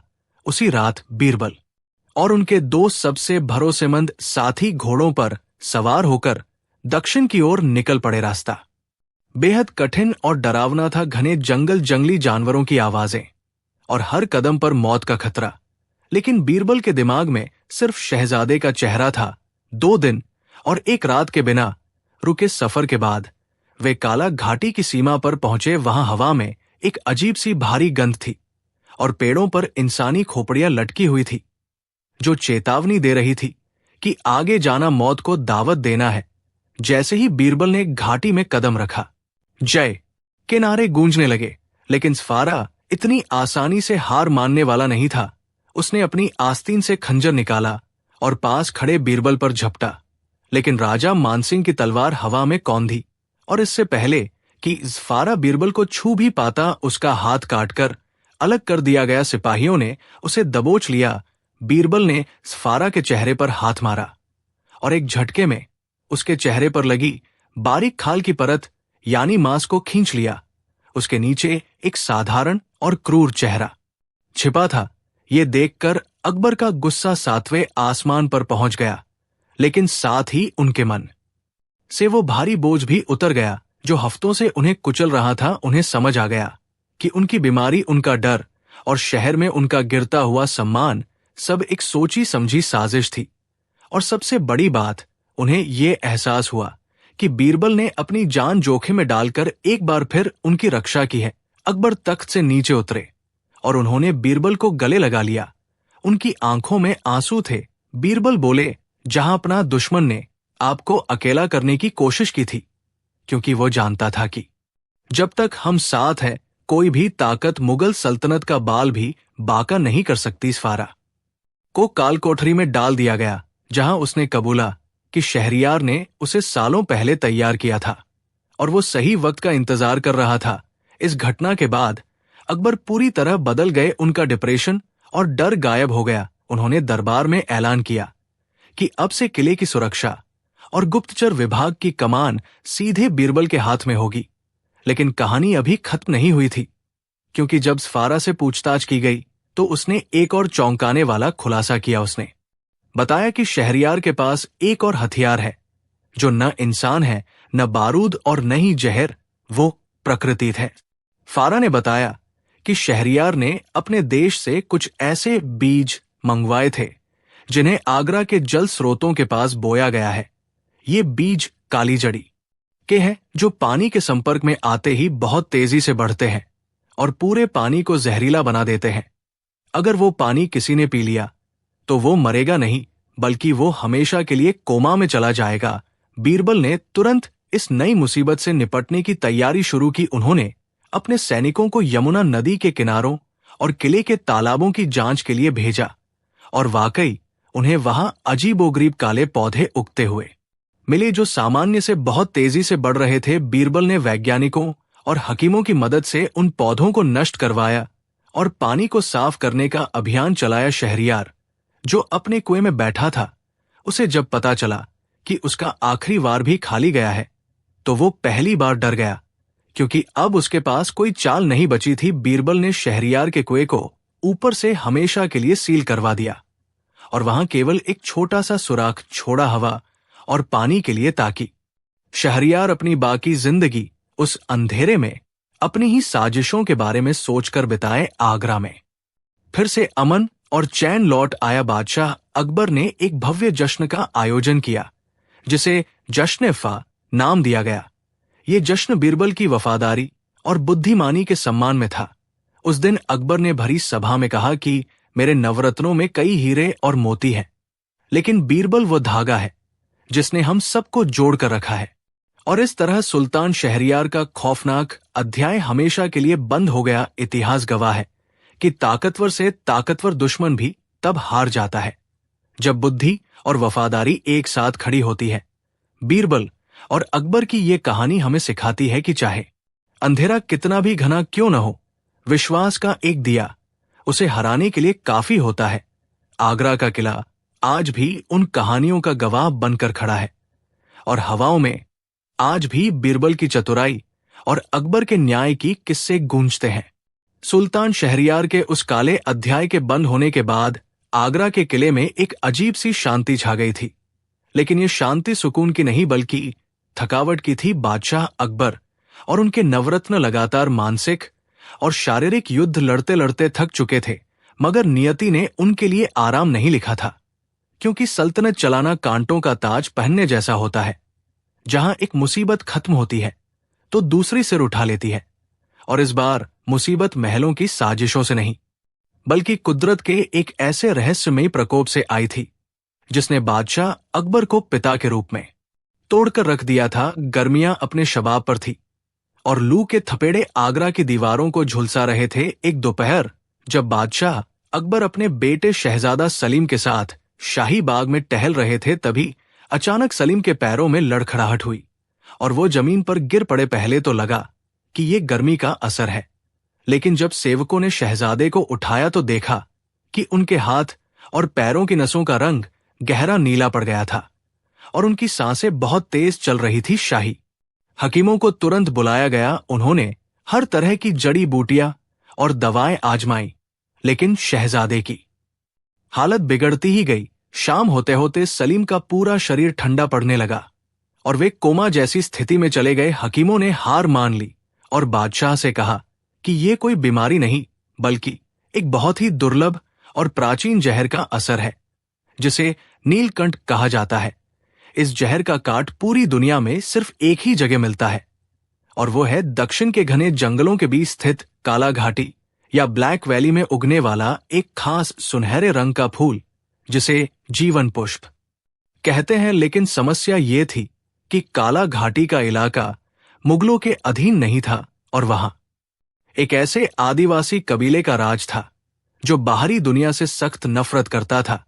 उस कबीले का नाम था सरकुल और उनकी रानी थी महिषा, जिसके बारे में कहा जाता था कि वो अपनी काली शक्तियों से जंगलों को नियंत्रित करती है और किसी भी बाहरी इंसान को अपनी सीमा में घुसते ही मौत के घाट उतार देती है। बादशाह अकबर ने तुरंत सेना तैयार करने का आदेश दिया। वे अपने बेटे को बचाने के लिए उस पूरी घाटी को जला देने को तैयार थे, लेकिन बीरबल ने उन्हें रोक दिया। बीरबल जानते थे कि जहर का असर बहुत तेजी से फैल रहा है और सलीम के पास मुश्किल से 3 दिन का वक्त है। अगर सेना लेकर गए तो युद्ध होगा और युद्ध में समय बर्बाद होगा, जिससे फूल मिलने में देरी हो जाएगी और शहजादा नहीं बच पाएगा। बीरबल ने बादशाह को समझाया कि ताकत से नहीं बल्कि कूटनीति से काम लेना होगा। उन्होंने प्रस्ताव रखा कि वे खुद कुछ चुनिंदा साथियों के साथ काला घाटी जाएंगे और उस फूल को लेकर आएंगे। अकबर का दिल नहीं मान रहा था, लेकिन उनके पास बीरबल पर भरोसा करने के अलावा कोई चारा नहीं था। उसी रात बीरबल और उनके 2 सबसे भरोसेमंद साथी घोड़ों पर सवार होकर दक्षिण की ओर निकल पड़े। रास्ता बेहद कठिन और डरावना था। घने जंगल, जंगली जानवरों की आवाजें और हर कदम पर मौत का खतरा। लेकिन बीरबल के दिमाग में सिर्फ शहजादे का चेहरा था। 2 दिन और 1 रात के बिना रुके सफर के बाद वे काला घाटी की सीमा पर पहुंचे। वहां हवा में एक अजीब सी भारी गंध थी और पेड़ों पर इंसानी खोपड़ियां लटकी हुई थी, जो चेतावनी दे रही थी कि आगे जाना मौत को दावत देना है। जैसे ही बीरबल ने घाटी में कदम रखा, अचानक पेड़ों के ऊपर से तीरों की बारिश शुरू हो गई। बीरबल और उनके साथियों ने बचने की कोशिश की, लेकिन वे चारों तरफ से आदिवासियों से घिर चुके थे। उन आदिवासियों के शरीर पर सांपों के टैटू बने थे और उनकी आंखों में खून उतर आया था। उन्हें बंदी बना लिया गया और उन्हें उनकी रानी महिषा के सामने पेश किया गया। महिषा एक ऊंचे पत्थर के सिंहासन पर बैठी थी। उसके गले में मरे हुए सांपों की माला थी और उसका चेहरा बेहद रौद्र था। उसने बीरबल को देखा और कड़कती आवाज में पूछा कि मुगलों की इतनी हिम्मत कैसे हुई कि वे हमारी पवित्र भूमि पर कदम रखें? क्या तुम्हें पता नहीं कि तुम्हारे बादशाह अकबर हमारे सबसे बड़े दुश्मन हैं? बीरबल ने बहुत ही विनम्रता से सिर झुकाया और कहा कि हम युद्ध करने नहीं बल्कि जीवन की भीख मांगने आए हैं। उन्होंने शहजादा सलीम की हालत बताई और उस जीवन पुष्प की मांग की। महिषा जोर से हंसी और बोली, अकबर का बेटा मर रहा है, ये तो बहुत अच्छी खबर है। ये कुदरत का न्याय है। बीरबल ने हैरान होकर पूछा कि आप ऐसा क्यों कह रही है? अकबर ने आपका क्या बिगाड़ा है? महिषा की आंखों में आग जल उठी। उसने कहा कि 10 साल पहले अकबर के एक सेनापति ने हमारी घाटी पर हमला किया था, हमारे मंदिरों को तोड़ा था और हमारे सैकड़ों लोगों को मार डाला था, सिर्फ इसलिए क्योंकि उसे लगा था कि यहां हीरे की खदानें हैं। उस हमले में मेरा बेटा भी मारा गया था। आज अकबर अपने बेटे के लिए तड़प रहा है, तो उसे पता चलेगा कि औलाद खोने का दर्द क्या होता है। मैं तुम्हें फूल नहीं दूंगी। जाओ और अपने बादशाह से कहो कि ये महिषा का श्राप है। बीरबल सन्न रह गए। उन्हें इस हमले के बारे में कोई जानकारी नहीं थी, क्योंकि अकबर हमेशा धार्मिक स्थलों और आदिवासियों का सम्मान करते थे। बीरबल ने तुरंत अपना दिमाग दौड़ाया और कहा, रानी साहिबा, अगर मैं ये साबित कर दूं कि उस हमले का आदेश बादशाह अकबर ने नहीं दिया था और वो सेनापति अपनी मर्जी से यहां आया था, तो क्या आप मेरे शहजादे की जान बचाएंगी? महिषा ने सोचा और कहा, अगर तुम ये साबित कर सको तो मैं तुम्हें फूल दूंगी, लेकिन तुम्हारे पास वक्त नहीं है, सूरज ढलने वाला है, और अगर तब तक तुम साबित नहीं कर पाए तो तुम्हें और तुम्हारे साथियों को नागों के सामने डाल दिया जाएगा। बीरबल के लिए ये अग्नि परीक्षा थी। उन्होंने महिषा से पूछा कि उस सेनापति का नाम क्या था। महिषा ने एक पुराना झंडा मंगवाया जो उन्होंने उस युद्ध में मुगलों से छीना था। उस झंडे पर एक विशेष निशान बना था, 2 तलवारें और एक ढाल। बीरबल उस निशान को पहचान गए। ये निशान मुगलों के शाही निशान से अलग था। ये निशान था नवाब शेर अफगन का, जो दक्षिण सूबे का गवर्नर था और अकबर का दूर का रिश्तेदार था। शेर अफगन ने अकबर को बताया था कि काला घाटी में विद्रोह हो रहा है, इसलिए उसने वहां हमला किया था, जबकि असलियत यह थी कि वो वहां के खजाने को लूटना चाहता था। बीरबल ने महिषा को समझाया कि बादशाह को अंधेरे में रखा गया था, लेकिन महिषा सिर्फ बातों पर विश्वास करने वाली नहीं थी। उसने कहा, मुझे सबूत चाहिए। बीरबल ने अपने साथी के कान में कुछ कहा और उसे अपने घोड़े के पास भेजा। वहां बीरबल के थैले में एक शाही दस्तावेज था जो वे साथ लाए थे। ये इत्तेफाक था कि उस दस्तावेज में दक्षिण के सभी गवर्नरों की वार्षिक रिपोर्ट थी। बीरबल ने वो रिपोर्ट महिषा को दिखाई, जिसमें शेर अफगन ने काला घाटी के बारे में झूठ लिखा था कि वहां कोई नहीं रहता, वो बंजर है। ये देखकर महिषा सोच में पड़ गई, लेकिन उसे अभी भी यकीन नहीं था। तब बीरबल ने अपनी तलवार निकाली और उसे महिषा के चरणों में रख दिया और कहा, रानी साहिबा, मैं अपनी जान गिरवी रखता हूं। आप मुझे अभी यहां कैद कर लीजिए और मेरे साथी को वो फूल देकर आगरा जाने दीजिए। अगर शहजादा ठीक हो जाता है तो बादशाह अकबर खुद यहां आकर आपको न्याय देंगे और उस दोषी सेनापति का सिर आपके कदमों में होगा, और अगर ऐसा नहीं हुआ तो आप मेरा सिर काट दीजिएगा।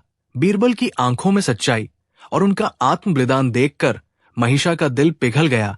एक मां होने के नाते वो दूसरे पिता के दर्द को समझ सकती थी। उसने इशारा किया और सेवकों ने वो सुनहरा जीवन पुष्प लाकर बीरबल के साथी को दे दिया। बीरबल का साथी घोड़े पर सवार होकर बिजली की गति से आगरा की ओर निकल गया, लेकिन बीरबल वहीं रुक गए महिषा की कैद में।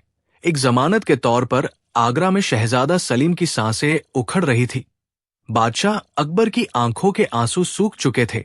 तभी बीरबल का साथी वहां पहुंचा। हकीमों ने तुरंत उस फूल का रस निकालकर सलीम के होठों पर लगाया। चमत्कार हुआ। कुछ ही घंटों में सलीम के शरीर का नीलापन कम होने लगा और उनकी सांसें स्थिर हो गई। बादशाह अकबर की जान में जान आई, लेकिन जब उन्होंने देखा कि बीरबल नहीं है तो उन्होंने उस साथी से पूछा। साथी ने पूरी कहानी बताई कि कैसे शेर अफगन के पापों की सजा आज निर्दोषों को भुगतनी पड़ रही है और बीरबल ने अपनी जान दांव पर लगाई है। अकबर का चेहरा गुस्से से लाल हो गया। उन्होंने तुरंत शेर अफगन को गिरफ्तार करने का आदेश दिया, जो उस वक्त आगरा में ही मौजूद था। शेर अफगन को जंजीरों में जकड़ दरबार में लाया गया। अकबर ने उसके सामने वो रिपोर्ट फेंकी और उससे सच उगलवाया। डर के मारे शेर अफगन ने कबूल कर लिया कि उसने लालच में आकर काला घाटी पर हमला किया था और बादशाह से झूठ बोला था। अकबर ने बिना एक पल की देरी किए अपनी सेना तैयार की, लेकिन युद्ध के लिए नहीं बल्कि न्याय के लिए। वे खुद शेर अफगन को बेड़ियों में जकड़कर काला घाटी की ओर निकले। जब अकबर काला घाटी पहुंचे तो महिषा अपनी सेना के साथ तैयार खड़ी थी, लेकिन जब उसने देखा कि बादशाह अकबर नंगे पांव चल रहे हैं और उनके पीछे बेड़ियों में जकड़ा हुआ वही खूनी सेनापति है जिसने उसका घर उजाड़ा था, तो वो हैरान रह गई। अकबर ने महिषा के सामने सिर झुकाया और कहा, रानी साहिबा, मैं अपने और अपने पूर्वजों की गलती के लिए माफी मांगता हूं। एक राजा का धर्म है न्याय करना चाहे, अपराधी उसका अपना खून ही क्यों न हो। मैं इस अपराधी को आपके हवाले करता हूं, आप इसे जो चाहे सजा दें। ये दृश्य देखकर महिषा की आंखों से आंसू बह निकले। उसने देखा कि मुगलों का बादशाह उसके सामने एक आम इंसान की तरह खड़ा है। उसने शेर अफगन को मृत्युदंड देने के बजाय आजीवन कारावास की सजा सुनाई और कहा कि इसे जीवन भर हमारी घाटी की सेवा करनी होगी ताकि इसे अपने पापों का प्रायश्चित हो सके। महिषा ने बीरबल को मुक्त कर दिया और अकबर को गले लगाया। उसने कहा कि आज आपने साबित कर दिया कि आप वाकई अकबर यानी महान हैं और आपके पास बीरबल जैसा अनमोल रत्न है जो तलवार से ज्यादा जुबान और दिल से जीतना जानता है। अकबर और बीरबल जब वापस आगरा लौटे तो उनका स्वागत फूलों से नहीं बल्कि आंसुओं और दुआओं से हुआ। इस घटना ने अकबर को यह सिखाया कि एक राजा की आंखें और कान हर जगह होने चाहिए, क्योंकि कभी कभी सिंहासन के पाये ही उसे खोखला कर रहे होते हैं। बीरबल की सूझबूझ ने न केवल शहजादे की जान बचाई बल्कि एक पुराने दुश्मन को हमेशा के लिए दोस्त बना लिया और ये साबित कर दिया कि प्रतिशोध की आग को सिर्फ न्याय के पानी से ही बुझाया जा सकता है। काला घाटी से लौटने के बाद और शहजादा सलीम के पूरी तरह स्वस्थ हो जाने पर आगरा के अचानक पेड़ों के ऊपर से तीरों की बारिश शुरू हो गई। बीरबल और उनके साथियों ने बचने की कोशिश की, लेकिन वे चारों तरफ से आदिवासियों से घिर चुके थे। उन आदिवासियों के शरीर पर सांपों के टैटू बने थे और उनकी आंखों में खून उतर आया था। उन्हें बंदी बना लिया गया और उन्हें उनकी रानी महिषा के सामने पेश किया गया। महिषा एक ऊंचे पत्थर के सिंहासन पर बैठी थी। उसके गले में मरे हुए सांपों की माला थी और उसका चेहरा बेहद रौद्र था।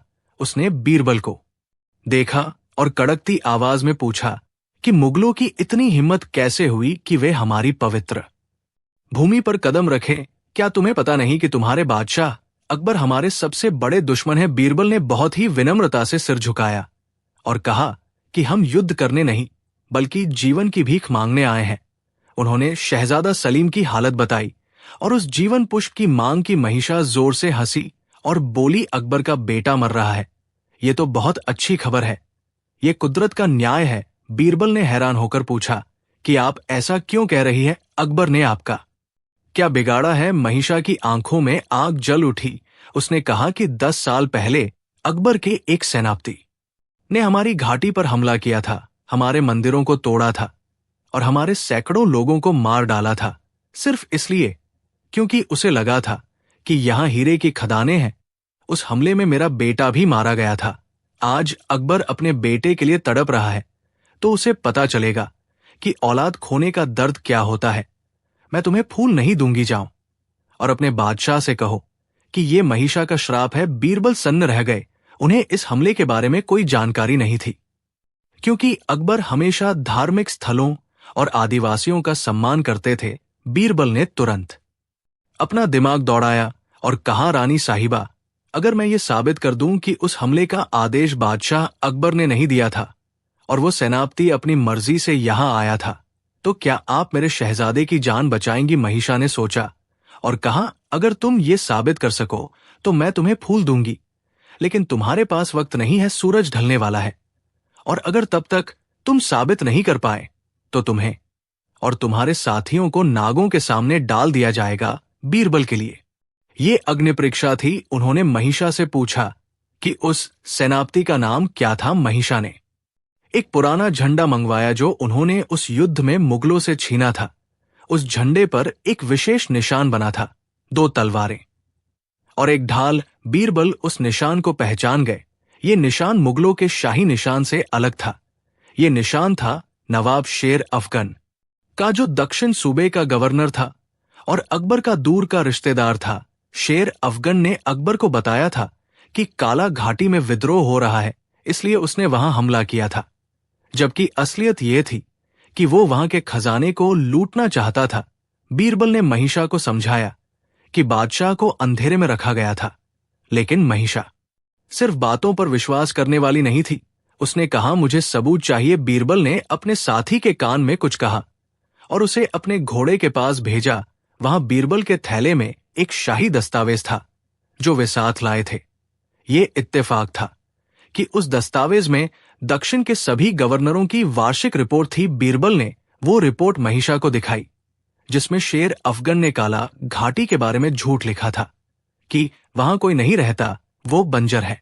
ये देखकर महिषा सोच में पड़ गई, लेकिन उसे अभी भी यकीन नहीं था तब बीरबल ने अपनी तलवार निकाली और उसे महिषा के चरणों में रख दिया और कहा, रानी साहिबा, मैं अपनी जान गिरवी रखता हूं, आप मुझे अभी यहां कैद कर लीजिए और मेरे साथी को वो फूल देकर आगरा जाने दीजिए। अगर शहजादा ठीक हो जाता है तो बादशाह अकबर खुद यहां आकर आपको न्याय देंगे और उस दोषी सेनापति का सिर आपके कदमों में होगा, और अगर ऐसा नहीं हुआ तो आप मेरा सिर काट दीजिएगा। बीरबल की आंखों में सच्चाई और उनका आत्म बलिदान देखकर महिषा का दिल पिघल गया। एक मां होने के नाते वो दूसरे पिता के दर्द को समझ सकती थी। उसने इशारा किया और सेवकों ने वो सुनहरा जीवन पुष्प लाकर बीरबल के साथी को दे दिया। बीरबल का साथी घोड़े पर सवार होकर बिजली की गति से आगरा की ओर निकल गया, लेकिन बीरबल वहीं रुक गए महिषा की कैद में। एक जमानत के तौर पर आगरा में शहजादा सलीम की सांसें उखड़ रही थी। बादशाह अकबर की आंखों के आंसू सूख चुके थे। तभी बीरबल का साथी वहां पहुंचा। हकीमों ने तुरंत उस फूल का रस निकालकर सलीम के होठों पर लगाया। चमत्कार हुआ। कुछ ही घंटों में सलीम के शरीर का नीलापन कम होने लगा और उनकी सांसें स्थिर हो गई। बादशाह अकबर की जान में जान आई, लेकिन जब उन्होंने देखा कि बीरबल नहीं है तो उन्होंने उस साथी से पूछा। साथी ने पूरी कहानी बताई कि कैसे शेर अफगन के पापों की सजा आज निर्दोषों को भुगतनी पड़ रही है और बीरबल ने अपनी जान दांव पर लगाई है। अकबर का चेहरा गुस्से से लाल हो गया। उन्होंने तुरंत शेर अफगन को गिरफ्तार करने का आदेश दिया, जो उस वक्त आगरा में ही मौजूद था। शेर अफगन को जंजीरों में जकड़ दरबार में लाया गया। अकबर ने उसके सामने वो रिपोर्ट फेंकी और उससे सच उगलवाया। डर के मारे शेर अफगन ने कबूल कर लिया कि उसने लालच में आकर काला घाटी पर हमला किया था और बादशाह से झूठ बोला था। अकबर ने बिना एक पल की देरी किए अपनी सेना तैयार की, लेकिन युद्ध के लिए नहीं बल्कि न्याय के लिए। वे खुद शेर अफगन को बेड़ियों में जकड़कर काला घाटी की ओर निकले। जब अकबर काला घाटी पहुंचे तो महिषा अपनी सेना के साथ तैयार खड़ी थी, लेकिन जब उसने देखा कि बादशाह अकबर नंगे पांव चल रहे हैं और उनके पीछे बेड़ियों में जकड़ा हुआ वही खूनी सेनापति है जिसने उसका घर उजाड़ा था, तो वो हैरान रह गई। अकबर ने महिषा के सामने सिर झुकाया और कहा, रानी साहिबा, मैं अपने और अपने पूर्वजों की गलती के लिए माफी मांगता हूं। एक राजा का धर्म है न्याय करना चाहे, अपराधी उसका अपना खून ही क्यों न हो। मैं इस अपराधी को आपके हवाले करता हूं, आप इसे जो चाहे सजा दें। ये दृश्य देखकर महिषा की आंखों से आंसू बह निकले। उसने देखा कि मुगलों का बादशाह उसके सामने एक आम इंसान की तरह खड़ा है। उसने शेर अफगन को मृत्युदंड देने के बजाय आजीवन कारावास की सजा सुनाई और कहा कि इसे जीवन भर हमारी घाटी की सेवा करनी होगी ताकि इसे अपने पापों का प्रायश्चित हो सके। महिषा ने बीरबल को मुक्त कर दिया और अकबर को गले लगाया। उसने कहा कि आज आपने साबित कर दिया कि आप वाकई अकबर यानी महान हैं और आपके पास बीरबल जैसा अनमोल रत्न है जो तलवार से ज्यादा जुबान और दिल से जीतना जानता है।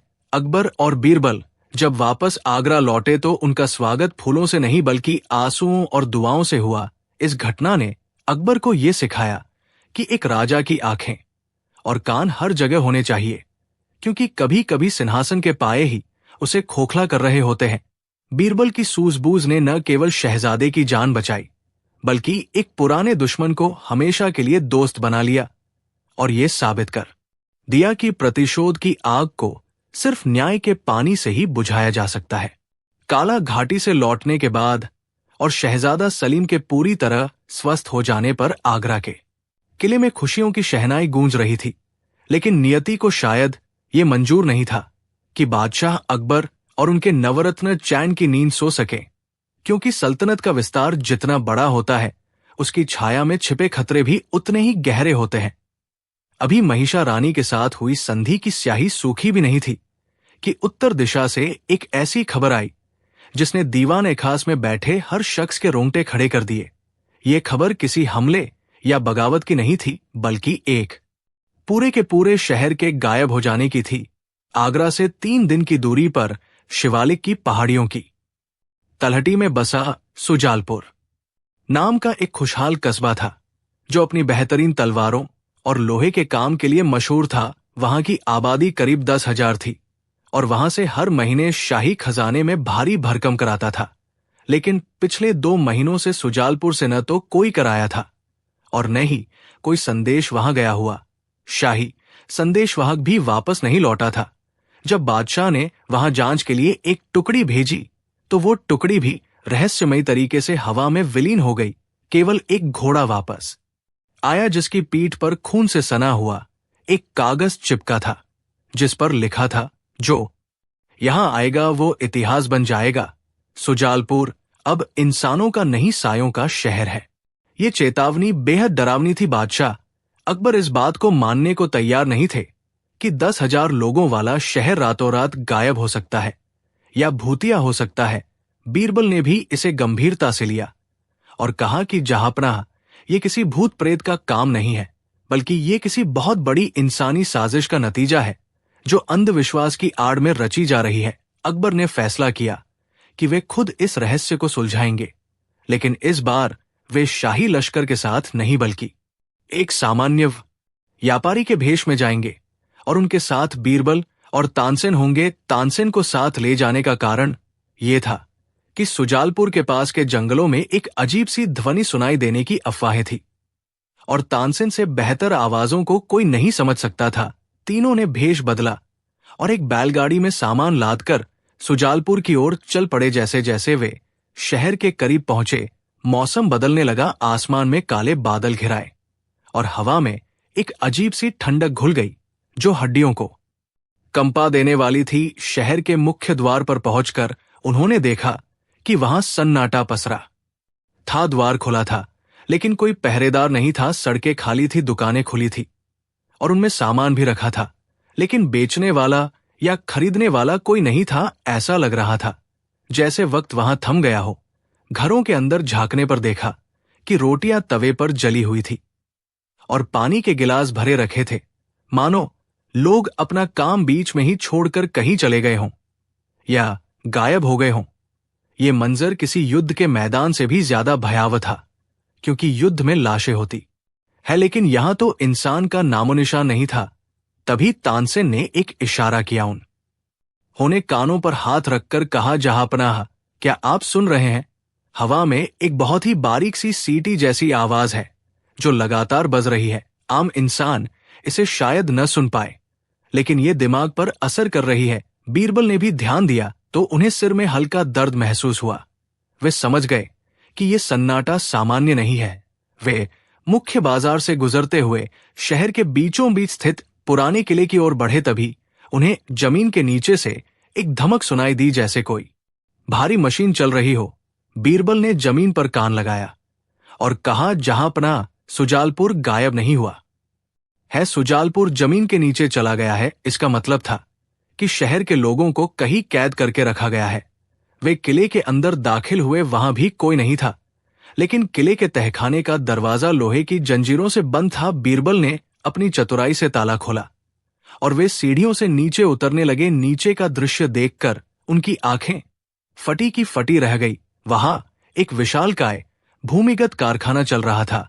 हजारों की संख्या में सुजालपुर के लोग वहां काम कर रहे थे, लेकिन वे सामान्य नहीं लग रहे थे। उनकी आंखों में कोई भाव नहीं था। वे मशीनों की तरह हथौड़े चला रहे थे और भट्टियों में लोहा पिघला रहे थे। और सबसे डरावनी बात यह थी कि वे सब एक लय में काम कर रहे थे। उस लय को नियंत्रित कर रहा था एक विशालकाय घंटा जो तहखाने के बीच में लटका था और जिससे वही बारीक ध्वनि निकल रही थी जिसे तानसेन ने सुना था। वहां एक ऊंचे मंच पर एक व्यक्ति खड़ा था जिसका चेहरा लोहे के मुखौटे से ढका था और उसके हाथ में एक अजीब सा वाद्य यंत्र था। वो लौमानव जैसा दिख रहा था। बीरबल समझ गए कि यह सम्मोहन का खेल है। ये ध्वनि तरंगों का इस्तेमाल करके लोगों के दिमाग को सुन कर दिया गया है ताकि उनसे गुलामी करवाई जा सके। और यह कारखाना आम हथियार नहीं बना रहा था, बल्कि वहां तोपें और ऐसी बंदूकें बन रही थी जो मुगलों की तकनीक से कहीं आगे थी। इसका मतलब था कि कोई मुगलों के खिलाफ बहुत बड़ी बगावत की तैयारी कर रहा था और इसके लिए उसने पूरे शहर को गुलाम बना लिया था। अचानक उस लौहमानव की नजर उन तीनों पर पड़ी। उसने अपना वाद्य यंत्र बजाया और तुरंत सैकड़ों मजदूर अपने औजार लेकर उन्हें मारने के लिए दौड़ पड़े। वे अपने ही लोग थे, इसलिए अकबर उन पर तलवार नहीं उठा सकते थे। बीरबल ने चिल्लाया, तानसेन जी कुछ कीजिए, इस आवाज को काटिए। तानसेन ने तुरंत अपनी तान छेड़ी। उन्होंने अपनी आवाज को उस फ्रीक्वेंसी यानी आवृत्ति पर सेट किया जो उस घंटे की आवाज के बिल्कुल विपरीत थी। तानसेन का दीपक राग का एक संशोधित रूप उस गुफा में गूंजने लगा। तानसेन की आवाज और उस घंटे की आवाज आपस में टकराई और एक भयानक शोर पैदा हुआ जिससे मजदूरों के हाथ रुक गए। वे अपने कानों पर हाथ रखकर जमीन पर बैठने लगे। वो लौहमानव ये देखकर घबरा गया। उसने अपने यंत्र की गति बढ़ा दी। ये ध्वनि का युद्ध था। एक तरफ विज्ञान का शैतानी प्रयोग और दूसरी तरफ सुरों का जादू। तानसेन के गले की नसें फूल गई, लेकिन उन्होंने हार नहीं मानी। अंततः एक जोरदार धमाका हुआ और वो विशालकाय घंटा टूटकर गिर गया। घंटे के टूटते ही सम्मोहन का जाल टूट गया। मजदूर ऐसे जागे जैसे किसी लंबी नींद से उठे हों। उन्हें समझ नहीं आ रहा था कि वे वहां कैसे पहुंचे और क्या कर रहे हैं। लौहमानव ने भागने की कोशिश की, लेकिन अकबर ने एक लंबी छलांग लगाई और उसे दबोच लिया। जब उसका मुखौटा हटाया गया तो उसके नीचे का चेहरा देखकर अकबर को अपनी आंखों पर यकीन नहीं हुआ। वो कोई और नहीं बल्कि अकबर का अपना पुराना उस्ताद और हथियार विशेषज्ञ जफर बेग था, जिसे अकबर ने मरा हुआ मान लिया था। जफर बेग ने हंसते हुए कहा, अकबर, तुम्हें लगता था कि तुम्हारी सल्तनत हमेशा सुरक्षित रहेगी। मैं ये हथियार किसी और के लिए नहीं बल्कि तुम्हारे दुश्मनों को बेचने के लिए बना रहा था, ताकि मैं दुनिया का सबसे अमीर आदमी बन सकूं। मैंने ध्वनि विज्ञान का आविष्कार किया था, जिससे बिना खून बहाए लोगों को गुलाम बनाया जा सकता है। अकबर को बहुत दुख हुआ कि ज्ञान का उपयोग विनाश के लिए किया गया। जफर बेग को गिरफ्तार कर लिया गया और सुजालपुर के लोगों को आजाद कराया गया। तहखाने को सील कर दिया गया और उन खतरनाक हथियारों को नष्ट। किले में खुशियों की शहनाई गूंज रही थी, लेकिन नियति को शायद ये मंजूर नहीं था कि बादशाह अकबर और उनके नवरत्न चैन की नींद सो सके, क्योंकि सल्तनत का विस्तार जितना बड़ा होता है उसकी छाया में छिपे खतरे भी उतने ही गहरे होते हैं।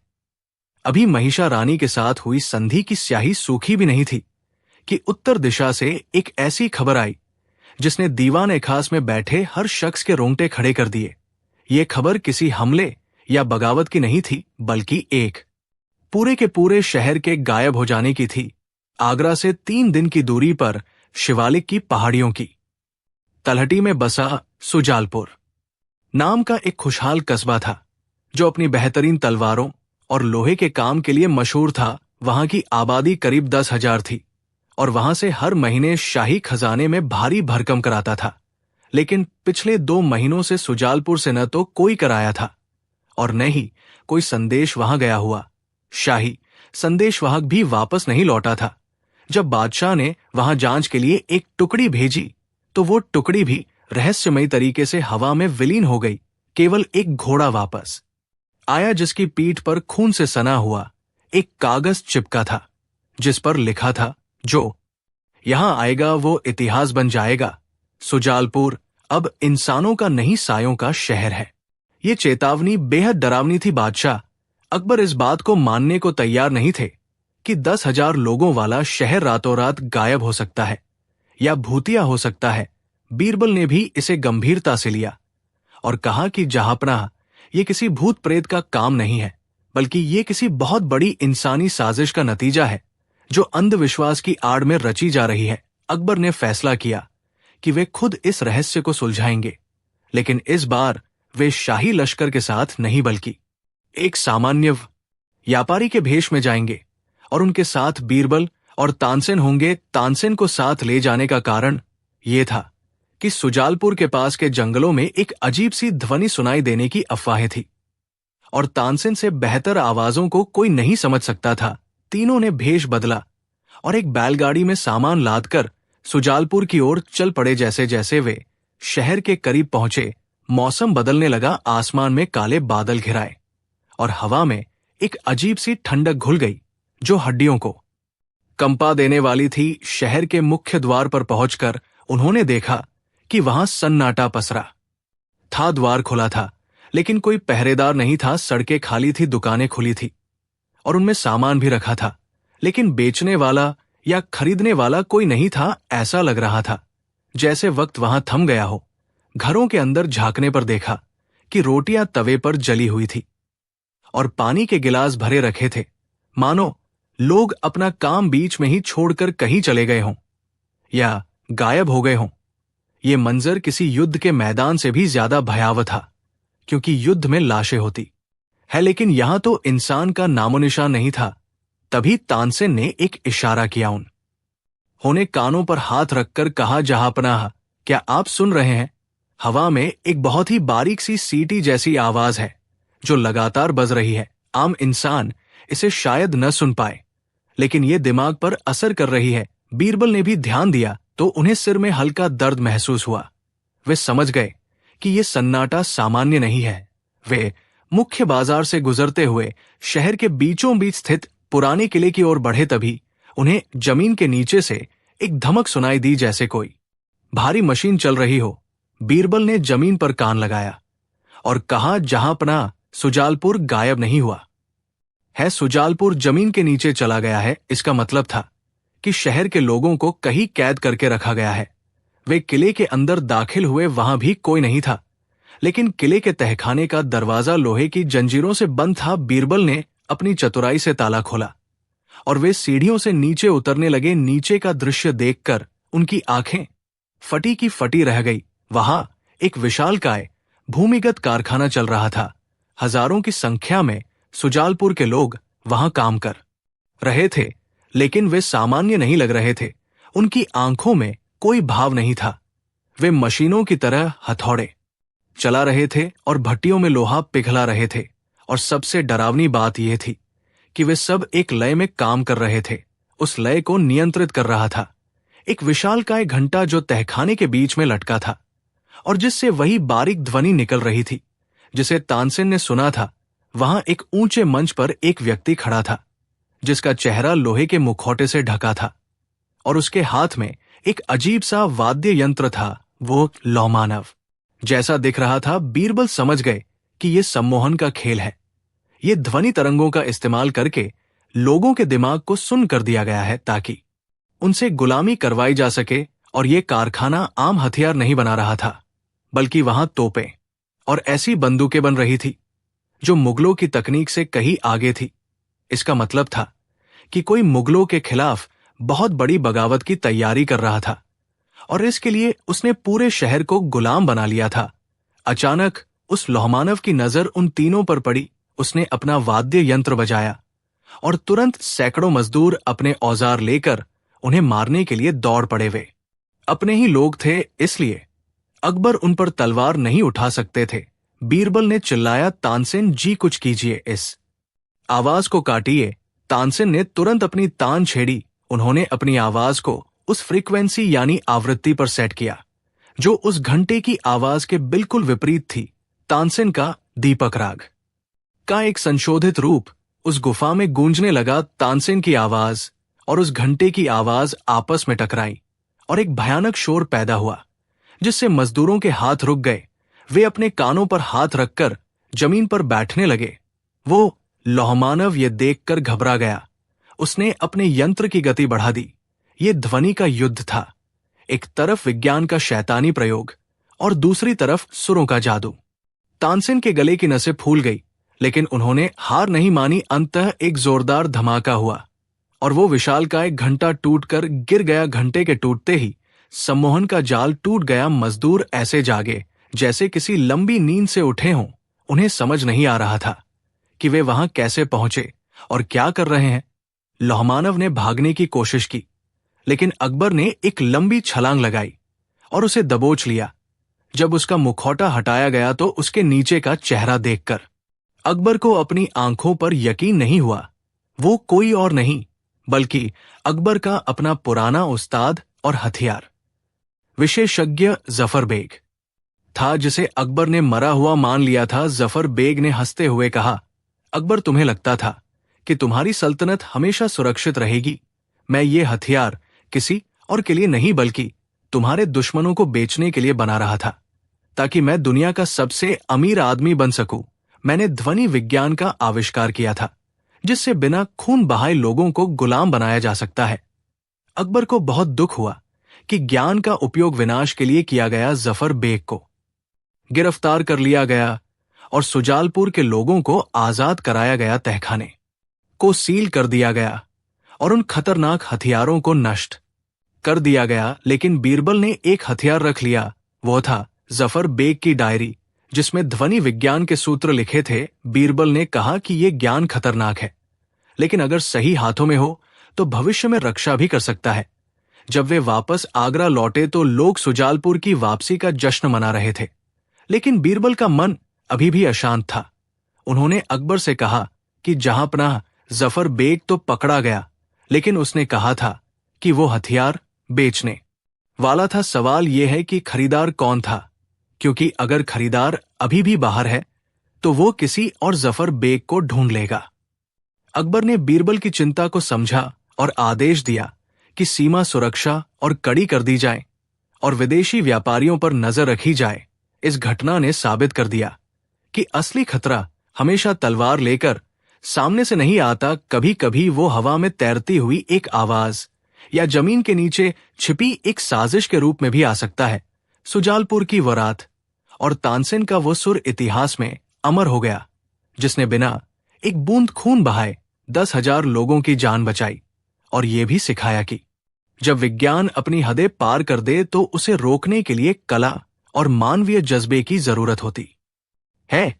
सुजालपुर की खौफनाक रात और जफर बेग की गिरफ्तारी के बाद लगा था कि मुगलों के सिर से बला टल गई है, लेकिन बीरबल के हाथों में जफर बेग की जो काली डायरी लगी थी, उसके पन्ने अभी खुलने बाकी थे। उस डायरी के आखिरी पन्नों पर कुछ अजीबोगरीब नक्शे और गणनाएं थी, जो किसी हथियार के निर्माण की नहीं बल्कि किसी इमारत के ढांचे की लग रही थी। और सबसे नीचे एक नाम लिखा था, रुस्तम-ए-एजमा, जिसका मतलब था जमाने का सबसे ताकतवर शख्स। ये नाम किसी योद्धा का नहीं बल्कि फारस के एक मशहूर और रहस्यमयी वास्तुकार यानी आर्किटेक्ट का था, जिसके बारे में कहा जाता था कि वो ईंट और पत्थरों से संगीत पैदा कर सकता है। बीरबल अभी इस पहेली को सुलझा ही रहे थे कि आगरा के दरबार में एक ऐसी खबर आई जिसने बादशाह अकबर को रोमांचित कर दिया। खबर ये थी कि फारस से एक बहुत बड़ा काफिला आगरा आया है और उसका नेतृत्व खुद रुस्तम-ए-एजमा कर रहा है। उसने बादशाह के लिए एक नायाब तोहफा लाने का पैगाम भेजा था।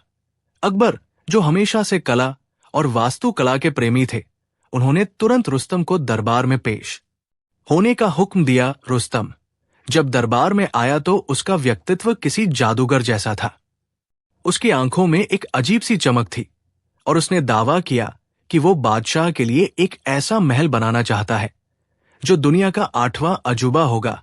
एक ऐसा महल जिसमें न तो ईंट लगेगी, न गारा और न ही कोई लकड़ी। वो महल बनेगा शुद्ध स्फटिक यानी क्रिस्टल और खास तरह के कांच से, जो दिन में सूरज की रोशनी से जगमगाएगा और रात में चांद की चांदनी को सोखकर खुद रोशन होगा। और सबसे बड़ी बात यह कि जब हवाएं चलेंगी तो वो महल अपने आप सुरीला संगीत बजाएगा। रुस्तम ने इसे शीशंगमा यानी गीतों का शीश महल नाम दिया था। अकबर को यह प्रस्ताव बहुत पसंद आया और उन्होंने तुरंत यमुना के बीचों बीच एक कृत्रिम टापू पर इस महल को बनाने की इजाजत दे दी। बीरबल को खटक रहा था, क्योंकि जफर बेग की डायरी में इस रुस्तम का नाम था। बीरबल ने बादशाह को आगाह किया, लेकिन अकबर ने इसे बीरबल का वहम बताकर टाल दिया। निर्माण कार्य शुरू हुआ और रुस्तम ने दिन रात एक कर दिया। उसने महल के चारों तरफ कांच के विशालकाय स्तंभ खड़े किए, जो अंदर से खोखले थे और उनमें अलग अलग आकार के छेद थे, बिल्कुल एक बांसुरी की तरह। 6 महीने के भीतर ही वो महल बनकर तैयार हो गया और वो वाकई अद्भुत था। वह पानी के बीच एक तैरते हुए हीरे जैसा लग रहा था। पूर्णिमा की रात को उस महल का उद्घाटन तय हुआ। बादशाह अकबर नवरत्नों और कुछ खास मेहमानों के साथ नाव में बैठकर उस महल में पहुंचे। जैसे ही वे महल के मुख्य कक्ष में दाखिल हुए, वहां की खूबसूरती देखकर दंग रह गए। फर्श से लेकर छत तक सब कुछ कांच का था और हर तरफ अकबर का ही प्रतिबिंब दिखाई दे रहा था। तभी ठंडी हवाएं चलने लगी और जैसा कि रुस्तम ने वादा किया था, महल के स्तंभों से एक बहुत ही मधुर और रूहानी संगीत निकलने लगा। ये संगीत किसी वाद्य यंत्र का नहीं, बल्कि हवा के उन खोखले खंभों से गुजरने का कमाल था। अकबर मंत्रमुग्ध हो गए। उन्होंने रुस्तम को गले लगाया और उसे मुंहमांगा इनाम देने की घोषणा की। लेकिन बीरबल का ध्यान संगीत पर नहीं, बल्कि वहां मौजूद कुछ पक्षियों पर था, जो महल की छत पर बैठे थे। जैसे ही संगीत की लय थोड़ी तेज हुई, वे पक्षी अचानक फड़फड़ाने लगे और फिर गिरकर मर गए। बीरबल समझ गए कि यह संगीत सामान्य नहीं है, ये वही ध्वनि विज्ञान है जिसका इस्तेमाल सुजालपुर में हुआ था। लेकिन इस बार यह बहुत ही परिष्कृत और घातक रूप में था। बीरबल ने तुरंत बादशाह के पास जाकर कहा, जहां पनाह, हमें तुरंत यहां से निकलना होगा। यह महल एक मौत का पिंजरा है। लेकिन इससे पहले कि अकबर कुछ समझ पाते, रुस्तम ने एक गुप्त लीवर खींचा और महल के भारी कांच के दरवाजे धड़ाम से बंद हो गए। अब बादशाह, बीरबल और उनके साथी उस कांच के महल में कैद थे। रुस्तम बाहर खड़ा था और कांच की दीवार के उस पार से हंस रहा था। उसकी आवाज अंदर नहीं आ रही थी, लेकिन उसके होठों को पढ़कर समझा जा सकता था कि वो कह रहा है, अब सुनो मौत का असली संगीत। अचानक हवा का रुख बदला और रुस्तम ने बाहर लगे कुछ बड़े पंखों यानी विंडमिल्स को खोल दिया, जिससे हवा की गति और दिशा बदल गई। वो हवा जब उन खोखले स्तंभों में गई तो संगीत बदल गया।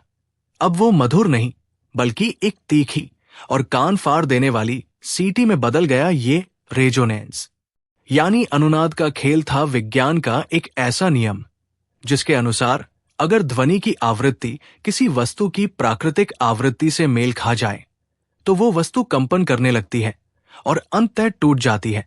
लेकिन रुस्तम का निशाना कांच नहीं था, उसका निशाना इंसान का दिमाग और दिल था। जैसे ही ध्वनि की तीव्रता बढ़ी, महल के अंदर मौजूद लोगों के सिर में असहनीय दर्द होने लगा। राजा मानसिंह और तानसेन अपने कानों पर हाथ रखकर जमीन पर गिर पड़े। बादशाह अकबर को लगा जैसे उनका दिल फट जाएगा। बीरबल ने तुरंत अपनी पगड़ी उतारी और उसके कपड़े को फाड़कर अपने कानों में ठूंस लिया और बादशाह को भी ऐसा ही करने का इशारा किया। लेकिन यह काफी नहीं था, क्योंकि ध्वनि तरंगे शरीर की हड्डियों से टकराकर भी असर कर रही थी।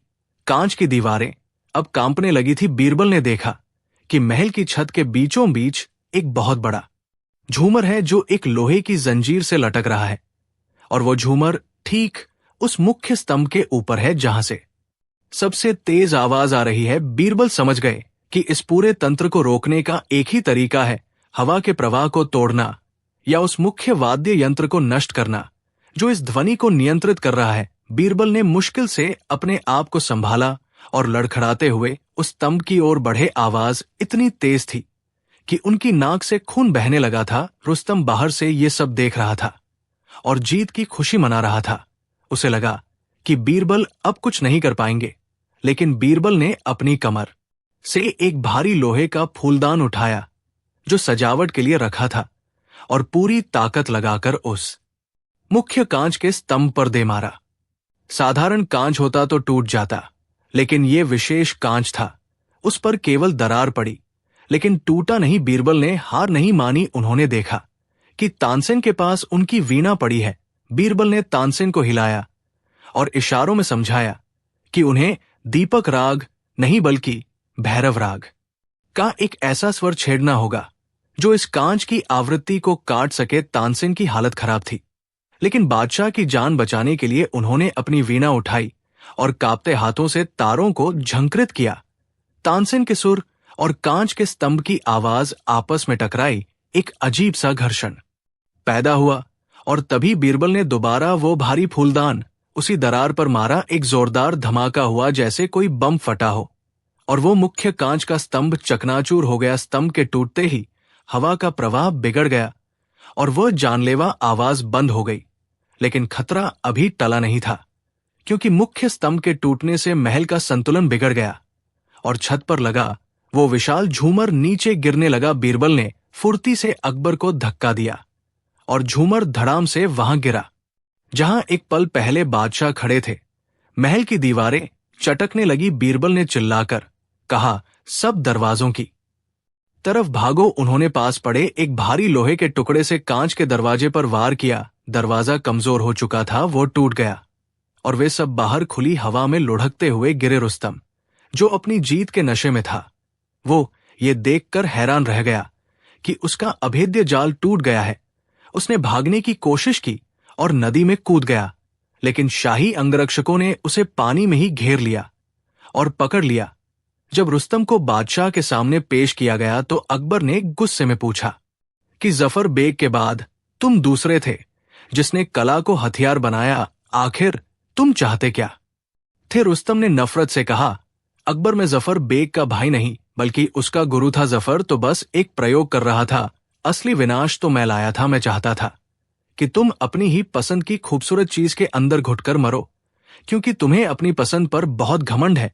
अकबर ने उसे कालकोठरी में डालने का आदेश दिया और उस खूबसूरत लेकिन जानलेवा कांच के महल को तोपों से उड़ा दिया गया। इस घटना के बाद बीरबल ने जफर बेग की डायरी को नष्ट नहीं किया बल्कि उसे शाही पुस्तकालय के सबसे सुरक्षित हिस्से में रखवा दिया, ताकि भविष्य में अगर कोई ऐसा खतरा आए तो उसका सामना किया जा सके। लेकिन डायरी के आखिरी पन्ने पर एक और कोड था जिसे बीरबल ने अभी तक नहीं सुलझाया था। वो कोड था 7वां दरवाजा और सोता हुआ शहर। ये इशारा था कि रुस्तम और जफर बेग केवल मोहरे थे और इनका आका कोई और है जो अभी भी पर्दे के पीछे है और जिसका मकसद सिर्फ आगरा नहीं बल्कि पूरे हिंदुस्तान पर एक ऐसा राज कायम करना है जो इंसानियत से परे हो।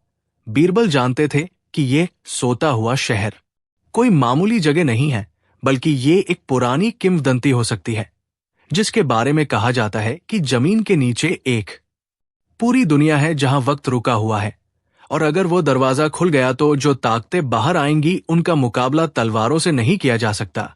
लेकिन फिलहाल के लिए आगरा सुरक्षित था और बादशाह अकबर ने यह सबक सीखा कि हर चमकती चीज सोना नहीं होती और कभी कभी सबसे सुरीला संगीत भी मौत का पैगाम हो सकता है। बीरबल की बुद्धिमानी ने एक बार फिर साबित कर दिया कि जब विज्ञान और कला का दुरुपयोग होता है तो केवल विवेक ही उसे हरा सकता है। रात गहरी हो चुकी थी और यमुना के पानी में उस टूटे हुए कांच के महल के टुकड़े तैर रहे थे, जो बता रहे थे कि इंसान का अहंकार चाहे कितना भी खूबसूरत महल बना ले, सच्चाई की एक चोट उसे चकनाचूर कर